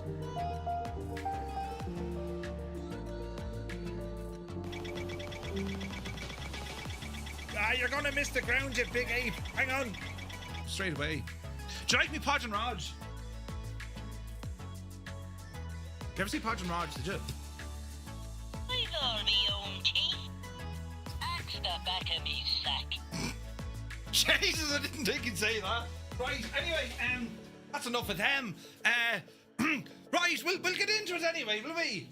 Come on over here with this, lads. Look at this.